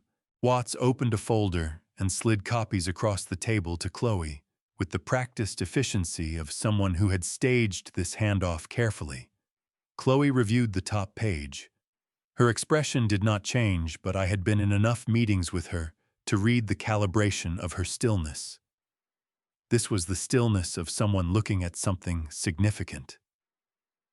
"There's one more thing," Greer said. His voice had gone quieter. I looked at him. "Diane," he said. "I need you to know that Diane and we knew each other before she met you. We were introduced through a commercial real estate network in 2019. It wasn't." He stopped, reorganized. "We were friends, close friends. I told her about you before she met you. I told her you were a man with a company and a house and a name in Charlotte that still meant something." He looked at the table. "She reached out to you at the networking event in June 2020 because I told her you'd be there." The footings gave way. Not visibly. My hands stayed flat on the table. My face stayed level. But somewhere below the surface, something that had been standing for 2 years quietly came down. "Did she know what you were doing to the company?" I asked. My voice came from somewhere very far away. Greer's pause was 1 second too long. "She knew the company was struggling," he said carefully. "The specific arrangement, I don't believe she knew the details." Watts placed his hand on Greer's arm again. Greer stopped. I nodded once, slowly. Looked at Chloe. "Is there anything else we need from him today?" "Not today," Chloe said. I stood up, pushed my chair in, looked at Greer one last time across the conference table, this man I had trusted for 12 years, who had learned the weight of my handshake and used it. "Thank you for coming in," I said. And I walked out. I walked home from Chloe's office after the Greer meeting, and I kept walking past the apartment building. Right past the limestone entrance, past the courtyard gate, past the point where I should have turned, and I didn't stop until I hit the end of the South Congress commercial strip, where the restaurants ended and the residential blocks began, and there was a small pocket park with 2 benches facing each other across a concrete path. I sat down on one of the benches. The park was empty except for a woman walking a golden retriever on the far path. The dog paused to investigate a trash can with the focused intensity of an animal that has discovered its true calling. The woman waited with the patient resignation of someone who had learned not to argue with a retriever near a trash can. I sat there for 41 minutes. I know because I checked my phone when I arrived, and again when I stood up to leave, and 41 minutes had passed in between. I did not think about Greer during those 41 minutes exactly. It was more that I let the shape of what he'd said sit in me without trying to organize it into anything manageable, because some things need to be unmanageable for a little while before you can carry them properly. Diane had been introduced to me by the man who was simultaneously diverting my contracts. I had married someone who had been aimed at me. The golden retriever had finished its investigation of the trash can and was now sitting squarely on the path, looking at me with the frank, non-judgmental curiosity of dogs everywhere. I looked back. We regarded each other for a moment. "Yeah," I said. "I know." The dog's owner pulled it gently away. I stood up, put my hands in my jacket pockets, and walked back to the apartment. Frank was in the hallway when I came through the building's front door collecting his mail. He looked at me once, just once, that single assessing look, and said, "Kitchen or balcony?" "Kitchen," I said. He followed me upstairs without asking any further questions. I made coffee, real coffee, the Sumatra, the good bag, and I told him what Greer had said. Not the legal details, just the architecture of it, the bids, the contracts, the equity payments, and the part about Diane at the end. Frank listened the way he always listened, which was completely without filling the space. When I finished, he wrapped both hands around his mug and looked at the kitchen window for a moment. Then he said, "How do you feel?" "I feel like a man who built something for 35 years and found out afterward that someone had been pulling bricks out of the foundation for 2 of them." I looked at my coffee. "I feel like an idiot." You trusted people you had reason to trust," Frank said with a firmness that was not unkind. "That is not the same thing as being an idiot. It is the same thing as being a person." He set the mug down. "Greer is going to testify. Cooperation agreement." "Yes." Frank nodded. "Then Julian's case just became substantially worse than he knows." He picked the mug back up. "Sleep tonight, Arthur. Whatever you're feeling about Greer and Diane, it'll still be there tomorrow. But so will you." Chloe called at 8:47 the next morning. I was in the kitchen. The coffee was made. I had been awake since 5:30, not from anxiety exactly, but from the particular alertness of someone who knows a result is coming and whose body has decided to be ready for it, regardless of what the mind says about patience. I picked up on the first ring. "The forensic report is in," Chloe said. "Come to the office." I was there by 9:15. She had the report open on her desk. 4 pages dense with technical language charts, comparing letterform samples side by side. She turned it to face me as I sat down, but didn't wait for me to read it before she summarized.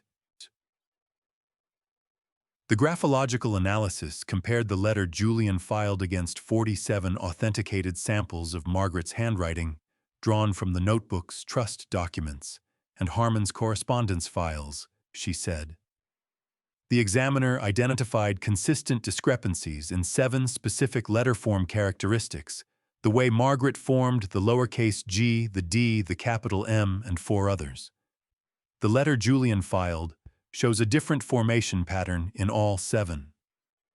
She tapped the chart on page 2.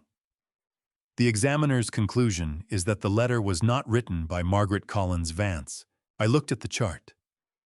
The 2 sets of letter forms side by side, Maggie's real handwriting, angular and direct, and the rounded, careful approximation that someone had spent time on. They were close. They were not the same.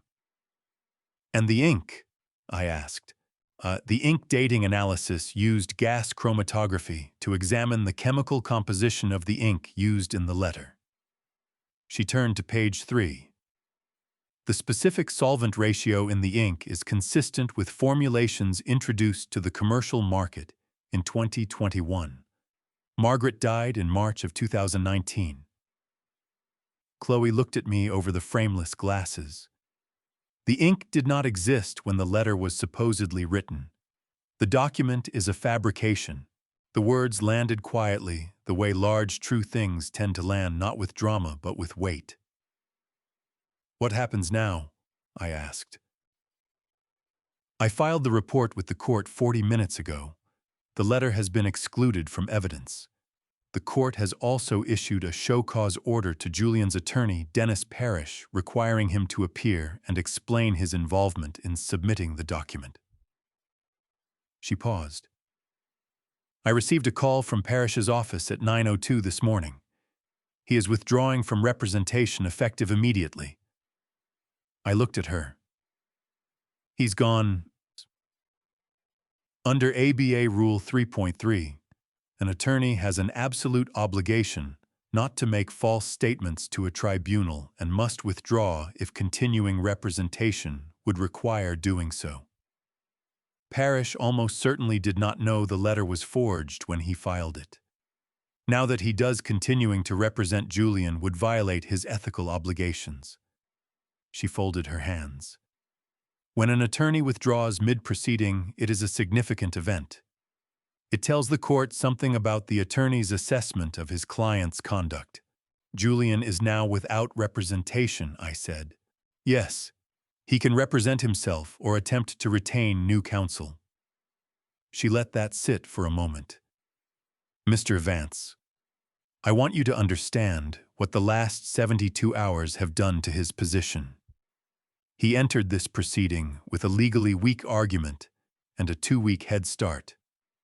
He now has a documented criminal trespass charge, a federal witness tampering referral, a cooperation witness who can testify about the destruction of your company, a forged document excluded from evidence, and no attorney. She looked at me steadily. The hearing is in 10 days. 10 days. I sat with that for a moment. Outside Chloe's window, the Austin skyline was bright in the late November sun, the Capitol dome white and sharp against the blue. Is there anything else he can do? I asked. He can find a fourth attorney, Chloe said.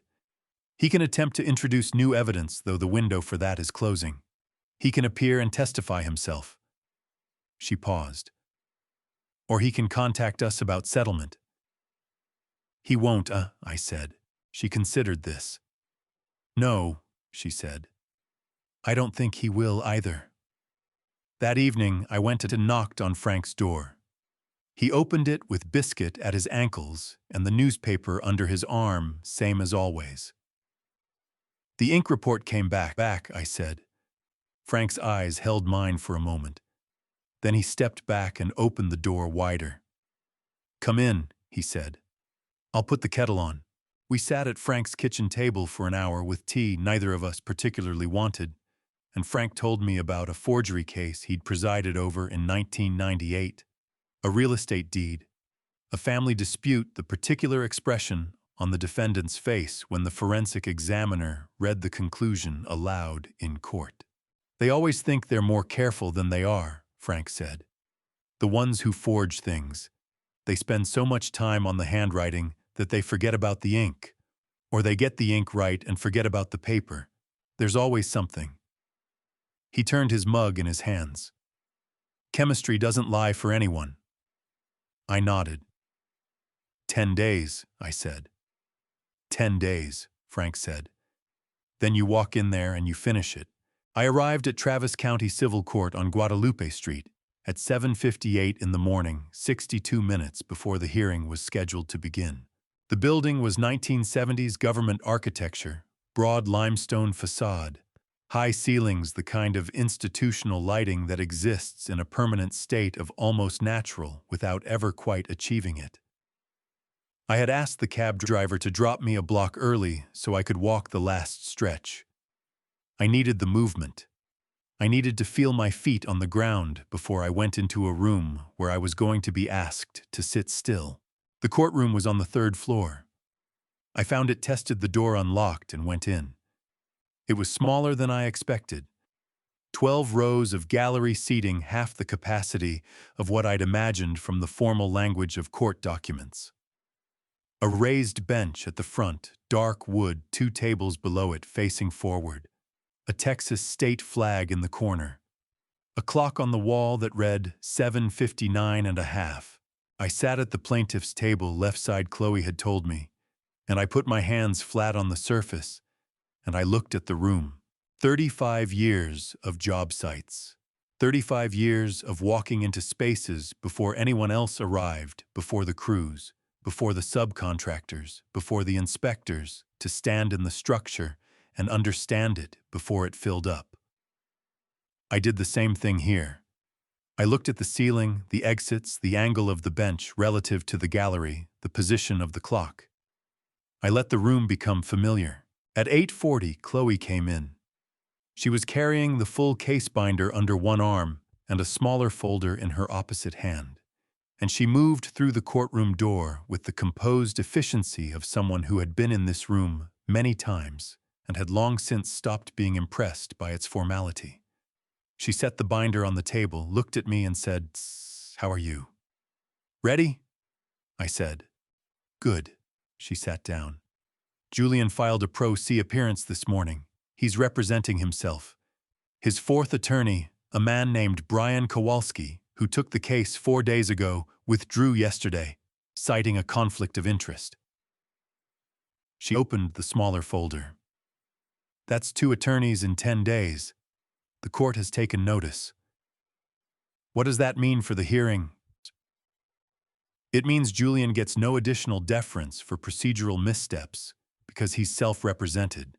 The standard in Texas is that pro-se litigants are held to the same rules as attorneys. She looked at me steadily. It also means he has no one to tell him when to stop talking. At 9:03, Julian Cross walked into the courtroom. I had not seen him in person before this moment. He was 46 years old, and he moved like a man who was accustomed to commanding spaces, shoulders back, chin level, the practiced authority of an attorney who had walked into rooms expecting to win. He was carrying a leather portfolio, thin, almost empty-looking. He took the defendant's table right side without looking at me. Then he looked at me. I held his gaze. Not as a challenge. Simply as a fact, I was here, he was here, and I was not going to look away from the situation I was in. Something in his face shifted.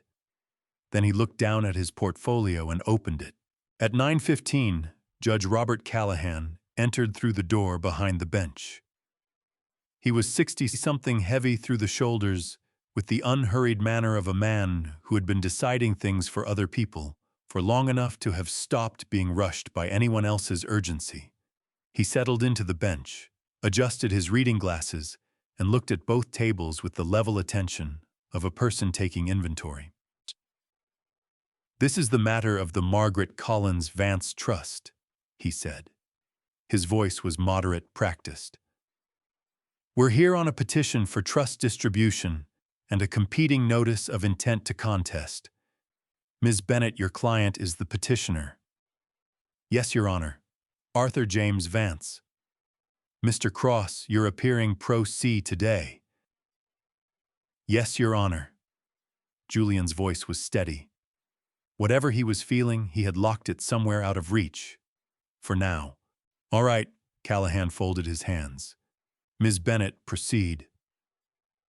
Chloe was precise and methodical in a way that I had come to understand was not coldness, but respect. Respect for the weight of what was being decided and for the intelligence of the person deciding it. She established the trust instrument, first walking Callahan through the structure and the distribution conditions. Then Harmon took the stand. Harmon testified for 22 minutes. He laid out the timeline of the trust's creation, the triggering condition, his 6-week search for me, and the authentication process for my identity. Julian cross-examined him for 9 minutes, focusing on the gap between Maggie's death and the trust activation. Harmon answered each question with the patient specificity of a man who had expected every one of them. Then Chloe called the forensic examiner via phone, Dr. Patricia Howell, University of Texas Document Sciences, who summarized her findings in 8 minutes. The letter Julian had filed was not written by Margaret Collins Vance. The ink chemistry dated to 2021 at the earliest. Margaret had been deceased since March 2019. Julian objected twice during this testimony. Callahan overruled both objections without elaboration. Then Chloe called Stephen Greer. Greer took the stand with the bearing of a man who had decided that the only thing left available to him was honesty, and was committing to it completely. He testified for 31 minutes. He described the arrangement with Julian, the bid information, the 4 diverted contracts, the equity payments, the secondary email account, the February 2022 phone call. Watts had provided Chloe with certified copies of all documentary evidence in advance, and they were entered into the record without objection, because Julian had no legal basis to object, and knew it. When Chloe finished with Greer, Julian stood for cross-examination. He asked 3 questions. The first 2 were procedural attempts to challenge the authentication of the email records. Greer answered them factually and without embellishment. The third question Julian asked was, "Isn't it true that Arthur Vance's company was already financially troubled before any of the contracts you've described?" Greer looked at Julian across the courtroom with an expression that had gone completely flat. The company had manageable debt, he said. The contract losses I described made it unmanageable. Yes. Julian sat down. Chloe stood. Your Honor, I have one final piece of evidence to enter. Petitioner's Exhibit 14. She placed a document on the clerk's desk. I had given it to her at our first meeting 9 weeks ago without explanation. She had taken it without asking. Now she was using it exactly where it needed to be used. This is the result of a DNA paternity test conducted in 2003. Chloe said authorized and executed by Arthur James Vance with Julian Cross as the tested subject. The result was provided to the court today by Mr. Vance with a sworn, notarized statement attesting to its authenticity and chain of custody. She looked at Callahan. The test result is negative. Julian Cross is not the biological son of Arthur James Vance. The courtroom did not make a sound. I watched Julian from my peripheral vision. His portfolio was open on the table in front of him. His hands, which had been flat on the surface, slowly curled at the edges. A single visible tension moved up through his jaw into his temples. Then he stood up. Your Honor. His voice cracked on the second word. He cleared his throat. Tried again. Your Honor, I was never told. I spent 20 years. He stopped. The controlled authority he'd carried into the room was coming apart at the seams in real time, not dramatically. Not with tears, but with the specific visible strain of a man whose prepared position has just been removed from under him and who has nothing rehearsed for what comes next. I believed I was his son. I believed that for my entire life. Callahan looked at Julian over his reading glasses with the steady, weighted attention of a man who had heard a great many true things said too late. Mr. Cross, he said carefully, the court hears you. That information is not, however, relevant to the legal question before us today, which concerns the validity of the trust instrument and the identity of its designated beneficiary. He set his pen down. You may be seated. Julian sat down. He did not look at me. His hands were in his lap now, and I could see from the angle that they were pressed together hard, the knuckles whitened. He was staring at the table. I looked at him for a moment. Fully directly. Not with satisfaction, I want to be clear about that, because the thing I felt in that moment was not satisfaction. It was something older and more complicated. The particular weight of watching someone discover a truth that has been kept from them even when the keeping was not malicious, even when the truth itself changes nothing about what they did.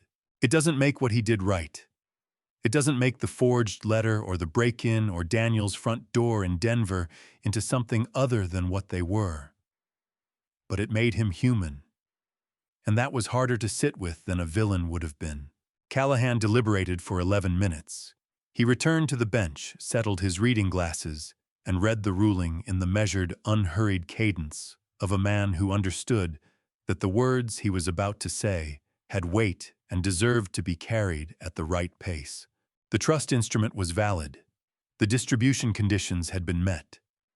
The contest filed by Julian Cross lacked legal merit and had been supported by evidence that did not survive authentication. The forged document had been referred to the Travis County District Attorney's Office and the Texas State Bar for appropriate action. The trust assets, $70 million, the accumulated value of Margaret Collins Vance's life work, were to be distributed to Arthur James Vance, sole beneficiary, as specified. Chloe put her pen down on the binder. She did not say anything. She didn't need to. I looked at the clock on the wall. 10:51 in the morning. Outside on Guadalupe Street, the Austin day was going on exactly as it had been, traffic and pedestrians and the particular quality of late November light that comes through clean winter air at a low angle and makes everything look like it's been outlined carefully. I picked up my jacket from the back of my chair. I had somewhere to be. I signed the final distribution documents at Chloe's office at 4:17 in the afternoon. It took 23 minutes longer than I expected, shorter than it deserved. Chloe walked me through each page with the same unhurried precision she brought to everything, explaining what I was signing and why, making sure I understood every clause before my pen touched the paper. Harmon was present, seated at the side of the conference table with his own copy of the trust instrument witnessing. When I signed the last page, Harmon picked up his copy and squared it against the table edge, a small, neat gesture, the kind of thing you do when you've been carrying something for a long time and are finally setting it down. "Margaret would be pleased," he said. He was not a man who offered opinions often, and he said it quietly, almost to himself, the way you say something you've been holding for a while. I looked at the signed page in front of me. My name in my handwriting on the last document in a process that Maggie had started in a parking garage in Charlotte in June of 2018, sitting in a car for an hour and 14 minutes after the worst phone call of her life. "Thank you, Gregory," I said. He nodded once, gathered his copy, and left with the quiet efficiency of a man whose job was complete. Chloe walked me to the elevator. "The DA referral on the forged document goes to Travis County tomorrow," she said. "The state bar complaint was filed this morning. Julian will also be facing the criminal trespass charge from Austin PD and the federal witness tampering referral." She pressed the elevator button.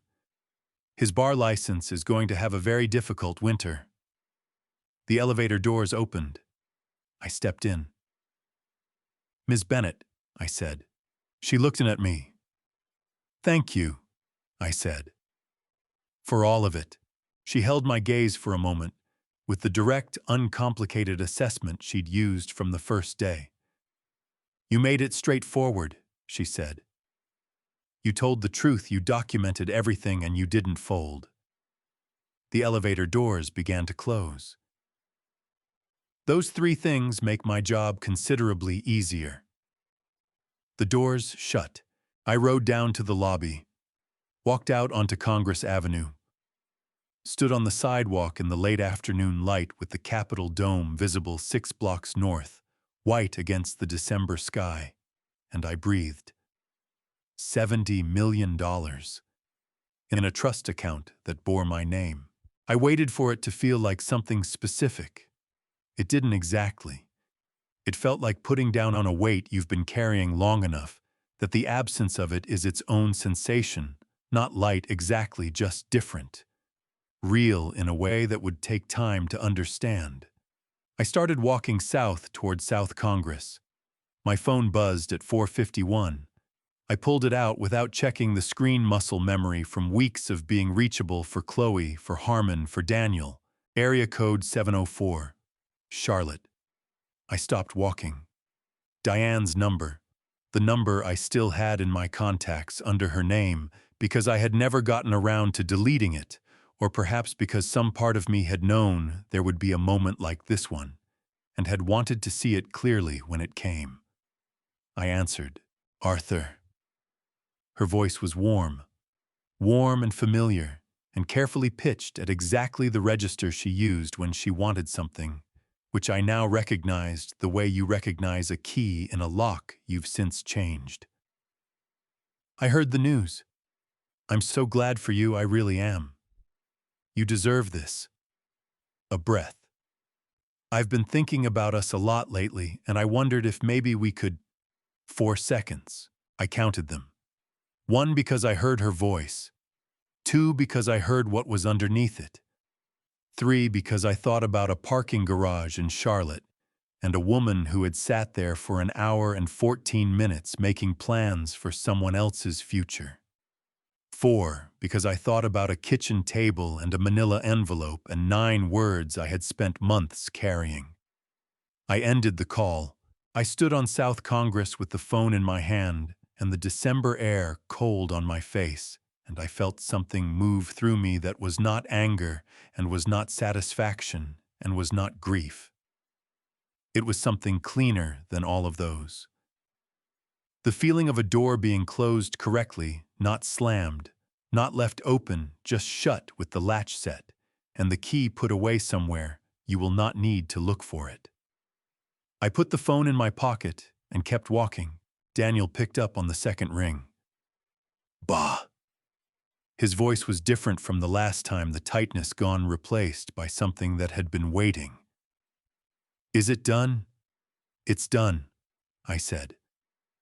He made a sound that wasn't a word. The kind of sound a person makes when something they've been bracing for resolves, and the bracing can finally stop.